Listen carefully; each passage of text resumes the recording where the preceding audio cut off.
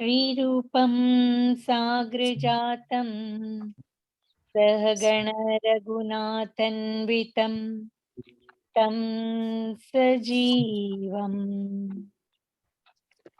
साद्वैतं सावधूतं परिजनसहितं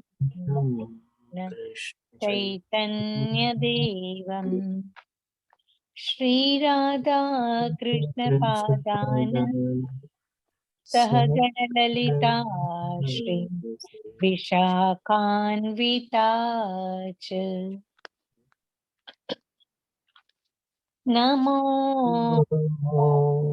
विष्णुपदाय कृष्णपृष्ठाय श्रीमते भक्तिवेदान्त स्वामी इति नामिने नमस्ते सरस्वती देवी गौरवाणी प्रचारिणी निर्विशेषशून्यवादी पाश्चात्य देशतारि जय श्री कृष्ण चैतन्य प्रभु नित्यानंद श्री अद्वैत गदाधर श्रीवासादि गौरा भक्तवृंद हरे कृष्ण हरे कृष्ण कृष्ण कृष्ण हरे हरे हरे राम राम राम हरे हरे हरे कृष्णा। श्रीला प्रभुपाद ने जय। सर्वने जय श्री कृष्ण। हरे कृष्ण माताजी, धन्यवाद माताजी। हरे कृष्ण सारे भक्तों ने श्री कृष्ण। श्रीला प्रभुपाद की जय। राधा कृष्ण।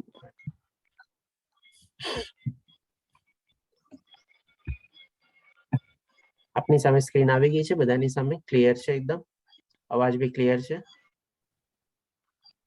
હરે કૃષ્ણ ચેટ બોક્સમાં ટાઈપ કરી શકો છો. જી પ્રભુજી. તો ચાલે રાધા ગોવિંદને પ્રણામ કરીને આપણે આગળ વધીએ અને આપણો જે યજ્ઞ છે આપણે 18 દિવસમાં આપણે જે ઓનલાઈન કોર્સ આપણે જોડાયેલા છીએ એને આપણે આજથી શરૂ કરીએ અને શ્રી આશીર્વાદથી ભગવાન શ્રી કૃષ્ણની કૃપાથી અને નમન દાસ પ્રભુના આયોજન અને માર્ગદર્શન હેઠળ એ લોકોને આપણે પ્રણામ કરીને આપણે આગળ વધીએ. તો આપ લોકોમાંથી કેટલા જણ એક્સાઇટેડ છો આ યજ્ઞ આરંભ કરીને આપણે સરસ મજાના જોડાયેલા છો? આપણે કેટલું સરસ લાગે છે? આપનો પોતાનો મંતવ્ય ચેટ બોક્સમાં લખી શકો છો. આર યુ ઓલ એક્સાઇટેડ આ ભગવદ ગીતાનો 18 દિવસનો કોર્સ આગળ વધારવા માટે? હરે કૃષ્ણ. હરે કૃષ્ણ માતાજી બોલો. હરે કૃષ્ણ. હરે કૃષ્ણ. ઓકે કૃણાલ છે, કોટી સંદીપભાઈ હરે કૃષ્ણ. હરે કૃષ્ણ. કૃષ્ણ અક્ષય રાવલ યસ ઓકે હરે કૃષ્ણ પ્રભુ ઓકે ચાલો ખૂબ સરસ. હરે કૃષ્ણ. દીપિકા રાઠોડ સરસ. ચાલો તો આપણે શરૂ કરીએ. હવે આપણે સૌથી પહેલા આપણે જે આખી ભગવદ ગીતાનો આપણે 18 દિવસમાં જે અધ્યયન કરશું, 18 દિવસમાં આપણે 18 અધ્યાય છે શ્રીમદ ભગવદ ગીતાના, આપણે એના માટે સમજી લઈએ. સૌપ્રથમ ભગવદ ગીતાનો અર્થ શું છે એ આપણે જાણીએ. ઓકે અમિતા પ્રભુજી બરાબર. ભગવદ ગીતાનો અર્થ છે આપણે ભગવદ એટલે કે ભગવાન અને ગીતા એટલે કે ગીત. હવે આ જે આપણે આધ્યાત્મિક પુસ્તક છે આ એક અજોડ પુસ્તક છે આપણે કહી શકીએ, કારણ કે આપણે અત્યાર સુધીમાં જેટલા બી આધ્યાત્મિક પુસ્તકો જોયા હોય અથવા વાંચ્યા હોય અથવા એની બારેમાં સાંભળ્યું હોય, આમ બધાને મ્યુટ કરી દઉં છું પ્લીઝ, પોતાને મ્યુટ રાખજો જેથી બેકગ્રાઉન્ડ અવાજ ન આવે. હરે કૃષ્ણ. તો અત્યાર સુધી આપણે જેટલા બી આધ્યાત્મિક પુસ્તકો જોયા હોય, સાંભળ્યા હોય અથવા વાંચ્યા હોય તેમાં શું છે આપણે એક તરફી જ્ઞાન હોય છે.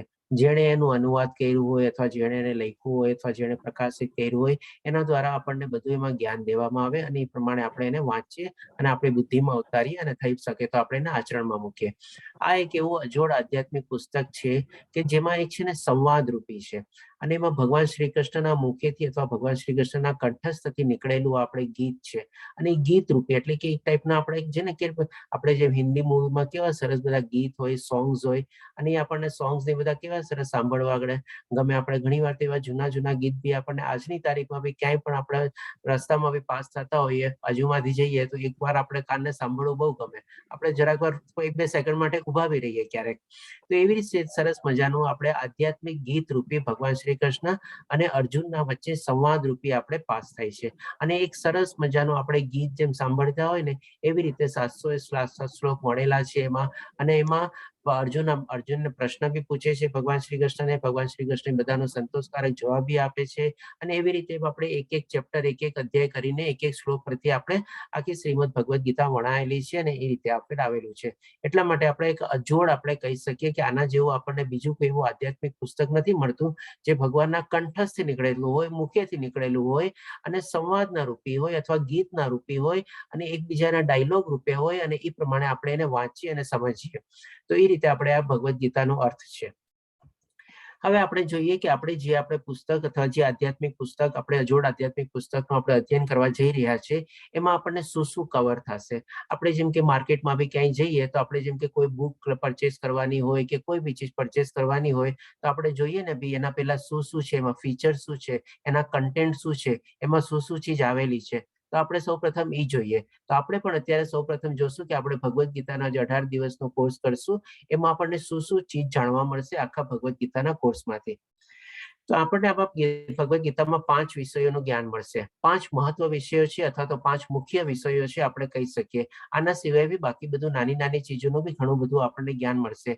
અને જેમ આપણે ગઈકાલે ઓરિએન્ટેશન ક્લાસમાં જોયું, આપણા જીવનના ઓલમોસ્ટ બધા પ્રકારના જે સવાલો હોય છે, બધા જે વિટંબણા હોય છે, જે મૂંઝવણ હોય છે, એ બધાના પણ પ્રશ્નોના ઉત્તર બી આપણને આમાંથી મળશે. પણ જે મેઇન 5 ચીજ છે આપણને, જે આપણે કહી શકીએ કે કદાચ બીજી કોઈ આપણને પુસ્તકમાંથી ન મળી શકે. તો એમાં આપણને સૌપ્રથમ આપણે ભગવાન વિશેનું જ્ઞાન મળશે.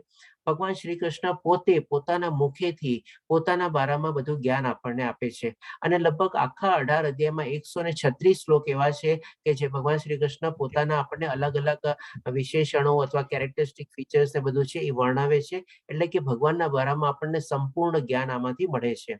બીજું કોઈ એવું આધ્યાત્મિક પુસ્તક ન હોય કે જેમાં આપણને ભગવાન પોતે કહેતા હોય કે હું આવી રીતે એમને બધું છે. આમાં ભગવાન પોતે કહેશે આપણને 4થા અધ્યાયમાં કે હું ક્યારે, કેવી રીતે અને શું કામે પ્રગટ થાઉં છું.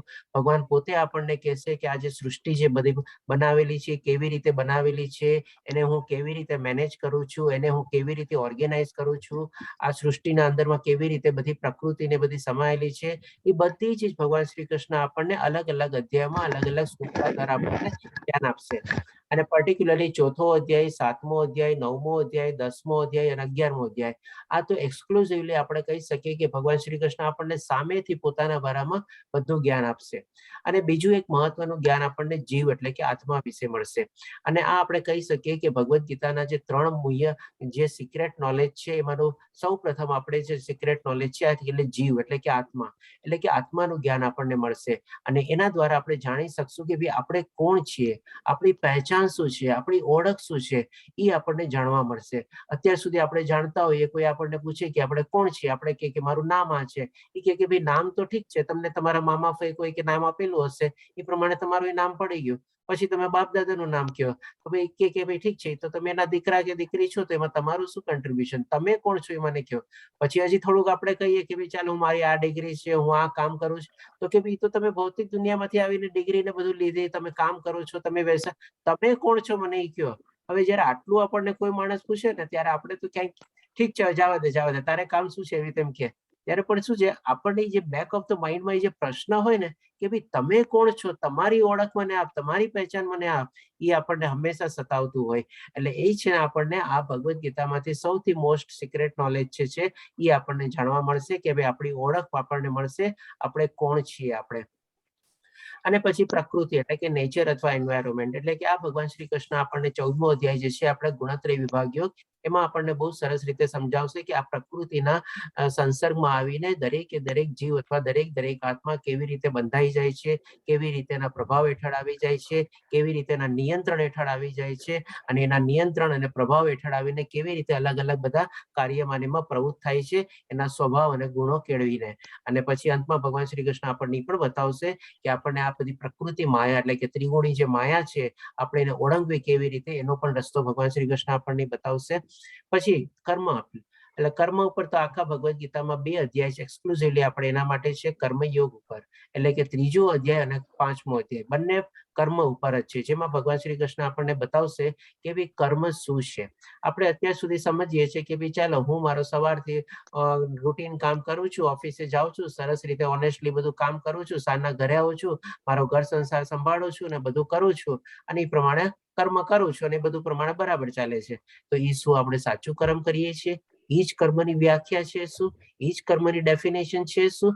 તો એ બધું બી આપણને જાણવા મળશે કે ભાઈ કર્મ શું છે, કર્મની વ્યાખ્યા શું છે, કર્મ કેટલા પ્રકારના હોય છે, કેવી રીતે આપણે કર્મ કરવા જોઈએ, કેવી રીતે આપણે કૃષ્ણ ભાવના યુક્ત થઈને આપણી રોજબરોજની એક્ટિવિટી બી એવી રીતે આપણે પ્રવૃત્ત થવું જોઈએ. અને સૌથી વધારે ઇમ્પોર્ટન્ટ છે કે ભાઈ કેવી રીતે આપણે નિષ્કામ કર્મ કરવું જોઈએ. આ બધું ચીજ ભગવાન શ્રી કૃષ્ણ આપણને 3જા અને 5મા અધ્યાયમાં બહુ સરસ રીતે આપણને સમજાવશે. અને અંતમાં આપણે જાણશું કાળ. કાળ એટલે કે સમય. આપણે 4થા અધ્યાયમાં સંક્ષિપ્તમાં આપણે જાણશું કે ભાઈ આ જે સૃષ્ટિને બધું જે છે કેટલા અનાદિ કાળથી ચાલ્યા આવે છે, જેમાં ભગવાન શ્રી કૃષ્ણ આપણને સમજાવશે અને એનો કોઈ આપણને અંત નથી. અને સાથે સાથે ભગવાન શ્રી કૃષ્ણ આપણને એ પણ સમજાવે છે આ જે કાળ અથવા જે સમય છે એ કન્ટિન્યુઅસલી પરિવર્તનશીલ એટલે કે ચેન્જ છે. આપણે કહીએ ને ઘણી વાર ચેન્જ ઇઝ ધ કોન્સ્ટન્ટ. તો એવી રીતે એમ છે કે ભાઈ ક્ષણે પણ નહીં, એનાથી પણ જો નાનું હોય ને, આપણે જેમ ક્ષણ એટલે કે શું મોમેન્ટ થયો એટલે કે સેકન્ડનો સમૂહ ભાગ થયો, પણ એનાથી બી જો નેનો સેકન્ડ ને બધું લઈએ ને તો એ દરેકે નેનો સેકન્ડમાં બી આ પ્રકૃતિ આપણે હંમેશા ચેન્જ થતી રહેતી હોય છે. એ પણ ભગવાન શ્રી કૃષ્ણ આપણને બધું સમજાવશે. તો આપણે 5 મુખ્ય ટોપિક છે, આપણે ઇમ્પોર્ટન્ટ ટોપિક જે આપણે કહી શકીએ, જે ભગવદ ગીતામાંથી આપણને જાણવા મળશે.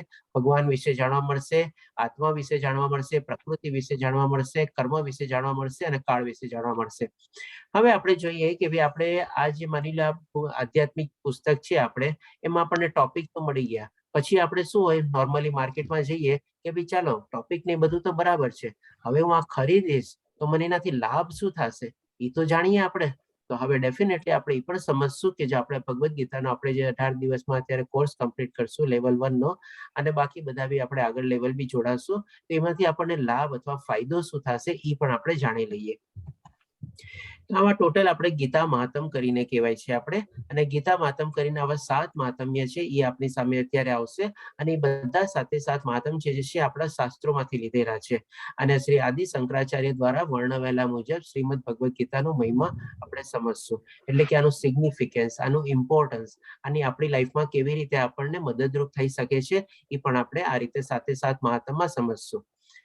તો સૌપ્રથમ પહેલા જોઈએ ભગવદ ગીતા દૈવી સાહિત્ય છે. ડેફિનેટલી દૈવી સાહિત્ય છે, કારણ કે ભગવાનના મુખેથી નીકળેલી છે, ભગવાનના કંઠસ્થથી નીકળેલી છે, તો એનાથી વધારે દૈવી સાહિત્ય બીજું કયું હોય? બાકી તો બધા લોકોએ પોતે હાથે કંઈક લખેલું ને બધું હોય, આ તો ભગવાનના મુખેથી નીકળેલું હોય તો એ તો આપણે કહી શકીએ ભાઈ અલ્ટ્રા દૈવી થઈ શકે, એટલે સૌથી વધારે સુપર દૈવી સાહિત્ય છે આપણે. પછી કે છે જે તેને ધ્યાનથી વાંચે છે અને તેના નિયમોનું પાલન કરે છે. હવે આ પણ ચીજ છે ને બહુ સરસ સમજવાની છે. આપણે ખાલી ભગવદ ગીતાને ધ્યાનથી વાંચી જઈએ અને માની લો 1, 2, 3 વાર વાંચી લઈએ અને એમાંથી બધું જ્ઞાન બી મેળવી લઈએ, આપણી બુદ્ધિમાં ભરાઈ બી જાય, તો પણ એ પર્યાપ્ત નથી. આપણે શું છે કે ભાઈ એને ધ્યાનથી વાંચીએ છીએ બરાબર છે, આપણી બુદ્ધિમાં બી ઉતારીએ છીએ બરાબર છે, પણ સાથે સાથે શું છે એના નિયમોનું પાલન કરવું છે ને જરૂરી છે. કારણ કે જ્યાં સુધી આપણે પાલન ન કરીએ, આપણા જીવનમાં આચરણમાં ન મૂકીએ, આપણે એને પ્રેક્ટિકલી આપણે આચરણમાં ન થાય ત્યાં સુધી વાંચેલું પણ આપણને કોઈ કામમાં આવતું નથી, અથવા બુદ્ધિમાંથી બી ગયેલું આપણને કોઈ કામમાં આવતું નથી. કારણ કે આપણે વાંચીને જેમ માની લો બુદ્ધિમાં આપણે ભરતા જઈએ તો એ તો એક આપણે ડસ્ટબિન જેવું થઈ ગયું. આપણે જેમ ડસ્ટબિનમાં જો કચરો ભરતા જઈએ અને આપણને કઈ કામમાં ન આવે એ રીતે, એટલે કે શું પછી કચરાને બી તો ફેંકવું પડે ને આપણે. એટલે કે માની લો આપણા માઇન્ડમાં આપણે કરીએ છીએ કે knowledge not used is garbage, એટલે કે જો રીતે તમે જ્ઞાન જે પ્રાપ્ત કરો છો એને તમે યુઝ ન કરો, અથવા તમે એને એપ્લાય ન કરો, અથવા તમે એનું આચરણ ન કરો, અથવા તમે એને પ્રેક્ટિકલમાં ન મૂકો, ત્યાં સુધી એ નોલેજનો અથવા એ જ્ઞાનનો કોઈ મતલબ થતો નથી. તો આ રીતે આપણે ધ્યાનથી વાંચવાનું છે, બુદ્ધિમાં ઉતારવાનું છે, અને આપણે નિયમોનું એ પ્રમાણેનું પાલન બી કરવાનું છે. એક આપણને કહીએ કે કોઈ માણસ માની લે આપણે સરસ મજાનો ગીતા અધ્યયન ને બધું કરી લઈએ આપણે. જયશ્રી માતાજી, આપનો હેન્ડ રેઝ છે, કોઈ પ્રશ્ન છે આપને? પ્રશ્ન આપણે છેલ્લે લઈ લેશું. જયશ્રી પટેલ માતાજી. ઓકે, નો પ્રોબ્લેમ.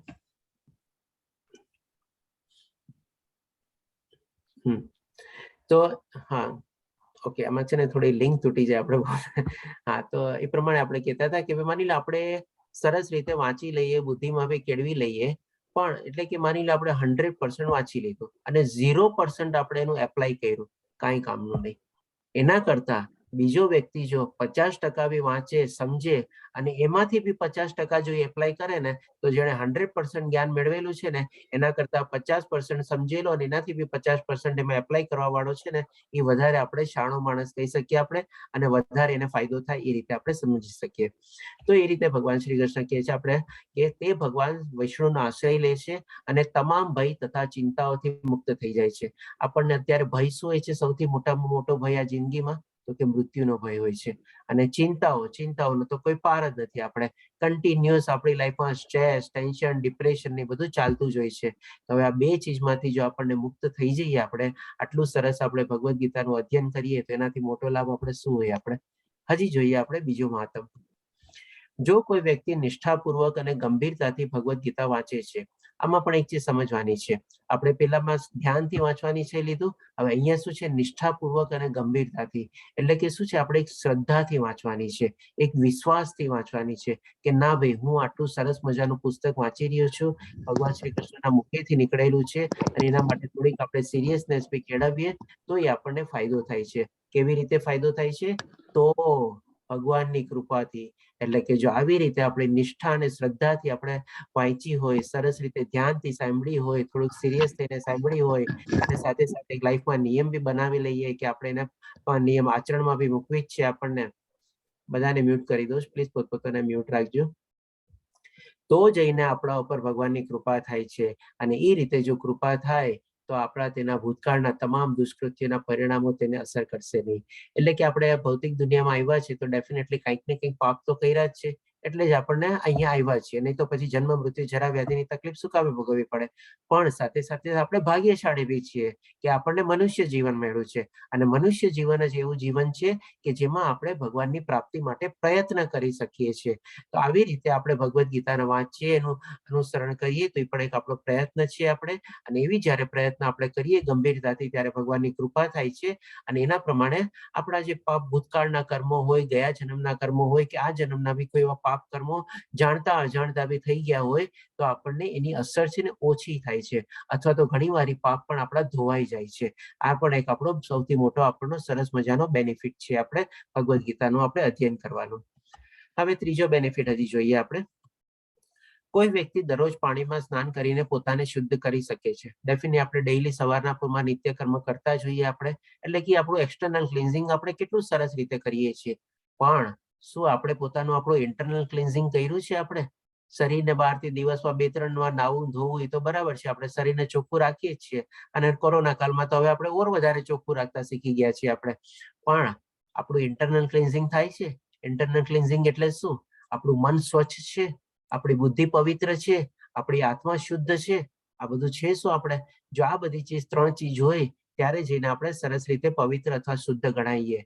તો એ રીતે ભગવાન આપણે કહે છે મનુષ્ય જલમાં નિત્ય સ્વચ્છ કરે છે, પણ જો કોઈ ભગવદ્ ગીતા રૂપ પવિત્ર ગંગા જળમાં એકવાર પણ સ્નાન કરે છે તો તે ભૌતિક જીવન ભવસાગરની મલિનતાથી સદા સદા માટે મુક્ત થઈ જાય છે. એટલે કે આવી રીતે જો સરસ રીતે આપણે ભગવદ્ ગીતાનું અધ્યયન કરીએ, પાઠ કરીએ, તો આ જે ભૌતિક દુનિયાની જે બધી મલિનતા છે, આપણને જે આપણા મનને ખરાબ કરે છે, આપણી બુદ્ધિને ખરાબ કરે છે, અને આપણી આત્મા બી અપવિત્ર થાય છે, એ બધી બી આપણે એમાંથી આપણે દૂર થઈ શકીએ અને આપણે શુદ્ધ રીતે આપણું જીવનકાળ કાઢી શકીએ. આપણે ત્રીજો મહાત્મ છે. હવે ચોથો મહાત્મ બી સમજી લઈએ. ભગવદ્ ગીતા ભગવાનના મુખમાંથી નીકળેલી છે. ડેફિનેટલી ભગવાનના કંઠસ્થ અને મુખમાંથી નીકળેલી છે આપણે. તેથી અન્ય કોઈ વૈદિક સાહિત્ય વાંચવાની જરૂર નથી. શું કામે? તો કે માત્ર ભગવદ્ ગીતા સાંભળવી જોઈએ અને ધ્યાનથી અને ખંતથી વાંચવી જોઈએ. માત્ર એક જ પુસ્તક ભગવદ્ ગીતા પૂરતું છે, કારણ કે તે તમામ વૈદિક ગ્રંથોનો સાર છે અને ભગવાન દ્વારા પ્રવચિત છે. એટલે કે આપણામાં શું છે, બધા શાસ્ત્રો અથવા આધ્યાત્મિક જ્ઞાન જો મેળવવું હોય આપણે, તો આપણે વેદો છે, ઉપનિષદ છે, પુરાણો છે, પછી આપણે રામાયણ ને મહાભારત જેવા આપણા બધા ગ્રંથો છે, બધા પછી આપણે અલગ અલગ કેટલા ટાઈપના બધા સંહિતા છે, બ્રહ્મ સંહિતા, કેટલા બધા એ રીતે. તો આ બધી ચીજો વાંચવાનો આપણને ટાઈમ છે? માની લો ટાઈમ હોય તો બી સમજાય એવું છે? અને કદાચ તો એ સંસ્કૃતથી ઉપરની લિપિમાં ને બધામાં લખેલું છે, કઈક પ્રાકૃતિ અને પાલી લિપિમાં ને બધામાં પણ આપણા ઘણા શાસ્ત્રો બધા લખેલા છે. તો એ બધી લિપિ બી આપણને આવડે છે? નથી આવડતી. તો એના કરતા આપણી પાસે અત્યારે સરસ મજાનું જે ઓલ્ટરનેટિવ છે કે બધા વેદો જે છે, 4 વેદો, એનો સાર આપણે 108 ઉપનિષદ છે એમાં આવી ગયો છે આપણે, અને 108 ને ઉપનિષદ એટલે કે વેદોનો સાર ઉપનિષદ અને ઉપનિષદનો સાર ભગવદ્ ગીતાના 700 શ્લોકમાં આવેલો છે. તો આ રીતે જો આપણે ભગવદ્ ગીતાને સમજી લઈએ ને, તો આપણે વેદો અને ઉપનિષદ બી આપણે સમજી લીધા કહેવાય, અને એનું પણ જ્ઞાન આપણને મળી ગયું કહેવાય. એટલા જ માટે કહે છે કે ભગવદ્ ગીતા આપણે એક ચીજને આપણે વાંચીએ તો એ પણ આપણે પર્યાપ્ત છે. આના સંદર્ભમાં છે ને આપણે એક નાનકડી આપણે સ્ટોરી કહું છું. એકવાર મહાત્મા ગાંધીજી છે ને, આપણે એના કક્ષમાં એટલે રૂમમાં એમ બેઠા હતા, અને એમને વાંચવાનો બી શોખ હતો ને લખવાનો બી શોખ હતો. તો એ પ્રમાણે ભગવદ્ ગીતા બી પડી હતી નીચે, અને બાકી બધા ટેબલ ખુરશી ઉપર બધા ઉપર પુસ્તકો ને બધા બી પડ્યા હતા. ત્યારે એકવાર છે ને આપણે પંડિત નહેરુજી આવે છે, અને પંડિત નહેરુજી આવીને કક્ષામાં આપણે એન્ટર કરે છે, અને જોવે છે કે ગાંધી બાપુ નીચે બેઠા છે, ગીતા બી આપણે નીચે, ભગવદ્ ગીતા બી નીચે છે, અને ઉપર ટેબલ ખુરશી પર બાકી બધા પુસ્તકો. ગાંધી બાપુ કઈ બીજું કઈ કામ કરી. ત્યારે છે ને પંડિત નહેરુ પૂછે છે, બાપુ તમે કેમ આમ કર્યું? આ ભગવદ્ ગીતા નીચે છે અને બાકી બધા પુસ્તકો આપણે ટેબલની ઉપર રાખ્યા છે આપણે. ત્યારે છે ને મહાત્મા ગાંધી બહુ સરસ જવાબ આપે છે. મહાત્મા ગાંધી કહે છે કે આ જે નીચેનું જે પુસ્તક છે ને ભગવદ્ ગીતા, એ છે ને પાયો છે, ફાઉન્ડેશન છે. એની ઉપર જ છે ને આ બધા પુસ્તકો આપણે આવેલા છે. એ બધાની રચયિતા ભગવદ્ ગીતામાંથી જ થયેલી છે. એટલે કે આપણે છે ને ભગવદ્ ગીતાનું જે એક જ જ્ઞાન મેળવી લઈએ ને, તો આપણે દુનિયાના જે કાંઈ પણ, અહીંયા તો બધા વૈદિક ગ્રંથોને કીધેલા છે, પણ આપણે બી બાકી બધી જેટલી મોટિવેશનલ ચોપડી કે આ ચોપડી કે ઓલી ચોપડી બધું વાંચતા હોય ને, એ બધાનું જ્ઞાન છે ને આપણને ભગવદ્ ગીતામાંથી મળી જાય એવી રીતે છે. આ રીતે આપણને અત્યારે બાપુ જવાબ આપે છે પંડિત નહેરુજીને. એટલે કે એ રીતે આપણે સમજીએ છીએ કે ભાઈ આપણે બધા વૈદિક ગ્રંથોનો સાર તરીકે ભગવદ્ ગીતા છે, અને ભગવાનના મુખેથી જ નીકળેલી છે. એટલે એનાથી વધારે સર્વોચ્ચ કોઈ ઉત્તમ પુસ્તક છે નહીં આપણે. હવે માતમ નંબર 5 જોઈ લઈએ. જે ગંગાનું પાણી પીવે છે તે મુક્તિ પ્રાપ્ત કરે છે, તો ભગવદ્ ગીતાનું અમૃત પીનારા વિશે શું કહી શકાય? આપણે ઘણીવાર શું છે, કોઈ માણસ એના અંતિમ શ્વાસ ગણતું હોય ત્યારે આપણે એના મુખમાં ગંગાજળ આપીએ છીએ. શું કામે આપીએ છીએ? કે ભાઈ એની મુક્તિ થાય, અથવા એની પુણ્ય ગતિ થાય, અથવા તો સદગતિ આત્મા જાય આપણે. તો હવે જો ખાલી ગંગાજળ આપવાથી મુક્તિ ને એવી પ્રાપ્ત થતી હોય, તો પછી ભગવદ્ ગીતા જો આપણે જે ભગવાનના મુખેથી નીકળેલું છે એનું જો આપણે પાન કરીએ તો આપણી કેટલી સરસ ગતિ થાય. આપણે તો સીધા વૈકુંઠ લોક જ પહોંચી જઈએ. ભગવદ્ ગીતા મહાભારતનું અમૃત છે, અને તે ભગવાન શ્રી કૃષ્ણ મૂળ વિષ્ણુ દ્વારા વર્ણવવામાં આવ્યું છે, કારણ કે ભગવાનના પોતાના હાથેથી આપણને અમૃત મળે છે. આ રીતે આપણે માતમ નંબર 5 સમજ્યા. હવે આપણે જોઈએ, પ્લીઝ બધાને વિનંતી છે, ફરીથી મ્યુટ રાખજો. હવે આપણે માતમ નંબર 6 જોઈએ. આ ગીતો ઉપનિષદ ભગવદ્ ગીતા છે તમામ ઉપનિષદોનો સાર છે. એટલે કે વેદ ઉપનિષદનો બધાનો સાર આપણે જાણી ગયા. ગાય જેવી છે, અને ગ્વાલપાલા તરીકે ઓળખાતા ભગવાન શ્રી કૃષ્ણ આ ગાયને દૂધ પીવડાવે છે. પ્લીઝ સર્વેને વિનંતી છે, પ્લીઝ મ્યુટ રાખજો પોતાને. હું બધાને મ્યુટ કરું છું વારે ઘડીએ, પણ ખબર નહીં કેમ થઈ જાય છે. ઓળખાતા ભગવાન શ્રી કૃષ્ણ ગાયને દૂધ પીવડાવે છે. અર્જુન એક વાછરડા જેવો છે, અને આ બધા વિદ્વાન અને શુદ્ધ ભક્તો ભગવદ્ ગીતાના દૂધના અમૃત પીનારા છે. હવે આ ચીજ સમજવા માટે છે ને એક આપણે કાલ્પનિક કલ્પના કરીએ. આપણે એક મામા શું છે કે ભાઈ ગાયને આપણે એક ભગવદ્ ગીતાને આપણે ગાય તરીકે આપણે પ્રતિકરૂપ માનીએ આપણે. અને આપણે જાણીએ છીએ કે ભગવાન શ્રી કૃષ્ણ આપણે ગોવાળિયા હતા, અથવા આપણે શું કહેવાય, આપણે નંદુ વંશના એ પ્રમાણે આપણે ગ્વાલા હતા આપણે. તો ગ્વાલાનું કામ શું હોય કે ભાઈ ગાયને એને દોવાનું હોય આપણે, અથવા તો ગાયોને બધાને ચરાવવાની લઈ જવા હોય. તો જેમ અત્યારે ભગવદ્ ગીતાને આપણે ગાય તરીકે પ્રતીક ધરીએ, તો એ રીતે ભગવાન શ્રી કૃષ્ણ ગ્વાલા તરીકે ગાયને દોહે છે. ગાયને દોહે છે એટલે શું કે ભાઈ એ ભગવદ્ ગીતાનું જે આપણે જ્ઞાન જે છે અમૃત પાન કરાવે છે. અને જ્યારે આપણે ગાયને દોહતા હોઈએ ત્યારે એની સામે જો એનું વાછરડું હોય ને, તો એ છે ને ગાય જલ્દી આપણને દૂધ આપે અને વધારે માત્રામાં દૂધ આપે. તો એવી રીતે અર્જુન તરીકે તરીકે આપણે એને પ્રતીક સમજીએ કે વાછરડા તરીકે ભગવાન શ્રી કૃષ્ણની સામે ઉભો છે. અને એ રીતે ભગવાન શ્રી કૃષ્ણ આપણે ગાયને ધોઈ એટલે કે ભગવદ્ ગીતાનું જે જ્ઞાન જે છે અર્જુનને પ્રદાન કરી રહ્યા છે અને એના મારફત દ્વારા આપણને પ્રસાદ રૂપી મળી રહ્યું છે. આપણે તો આ રીતે આપણે સમજીએ કે ભાઈ આપણા હાથમાં પણ અત્યારે જે છે એ ભગવદ્ ગીતાનો જે આપણને અત્યારે આપણે અધ્યયન કરશું 18 દિવસનો, એ સરસ રીતે આપણે ભગવદ્ ગીતાના દૂધના એટલે કે અમૃત પીનારા આપણે બધા છીએ. એ રીતે આ પણ એક સરસ મજાનું માતમ છે. આપણે હવે છેલ્લું માતમ બી સમજી લઈએ, 7મું માતમ. આજના યુગમાં લોકો એક શાસ્ત્ર, એક ભગવાન, એક ધર્મ અને એક વલણ માટે ખૂબ જ આતુર છે.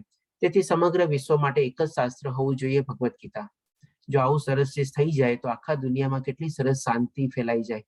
સમગ્ર વિશ્વ માટે એક જ ભગવાન છે, દેવકીના પુત્ર શ્રી કૃષ્ણ. એક મંત્ર, એક પ્રાર્થના, તેના નામનો જાપ કરો. હરે કૃષ્ણ, કૃષ્ણ કૃષ્ણ, હરે હરે, હરે રામ, રામ રામ, હરે હરે. એક જ કાર્ય હોવું જોઈએ અને એ છે પ્રભુની સેવા. આજે આપણે જોઈએ છીએ કે દુનિયામાં કેટલી બધી આપણે બધી પ્રોબ્લેમ્સ, ડિફિકલ્ટીઝ, અહીંયા વાં યુદ્ધ, બે દેશો વચ્ચે યુદ્ધ, બધાને એક પોતાની કરન્સી વધારે પાવરફુલ કરવી છે કે કંઈક ને કંઈક પોતાના આખા દુનિયા ઉપર વર્ચસ્વ મેળવવું છે, એવું જ બધું આપણે ચાલ્યા કરે છે. અને એના કારણે કેવા બધા આપણા બધા નેગેટિવ કામો ને બધું થાય છે. હવે જો આખા આપણે વિશ્વમાં શાંતિ જોતી હોય તો આપણે શું છે કે ભાઈ એક જ આપણે વન નેશન, આપણે વન ફોર્મ્યુલા જે કહીએ, વન ગોડ, એવી ટાઈપની જો આપણે થઈ જાય આખા દુનિયામાં તો કેટલું સરસ થઈ જાય. કારણ કે આપણે જોઈએ છીએ કે ભાઈ આ દુનિયામાં આપણને કન્ટિન્યુઅસલી કંઈક ને કંઈક ટેન્શન હોય છે અને હંમેશા છે ને આપણે જ્યારે ઉઠીએ કે કંઈક હોય ત્યાંમાં આપણે તરત ને તરત આપણને નવી નવી ચીજના બધા ન્યૂઝ ને મીડિયાને જે છે એ પ્રમાણે ઘેરી લે અને આ પ્રોબ્લેમ થયો, આ પ્રોબ્લેમ થયો. આપણા પોતાના પ્રોબ્લેમ કરતા તો છે ને બહારના પ્રોબ્લેમ આપણને આજે વધારે આપણને કે સુવિધા નથી આપતા, પણ આપણને છે ને પ્રોબ્લેમમાં મૂકે છે અને એના દ્વારા આપણે પોતાની જાતને અનસેફ અથવા અનપ્રોટેક્ટેડ આપણે ફીલ કરીએ છીએ કે શું થશે આખી દુનિયામાં, કેવી રીતે થશે બધું, કેમ ચાલે છે બધું, કેમ થશે બધું, આપણે તો અસુરક્ષિત છીએ, આપણે આવી રીતે છીએ. એટલે કે બહુ અત્યારે અનસેફ્ટી ને બધું થઈ ગયું છે દુનિયામાં. તો હવે જો આપણે આખા દુનિયામાં શાંતિ લાવવી હોય અને આવી રીતે કરવું હોય તો આપણે એક આપણે સરસ મજાનો રસ્તો છે. જો આપણે આ રીતે આપણે સરસ મજાની કૃષ્ણા કોન્શિયસનેસ મુવમેન્ટ ફેલાવીએ.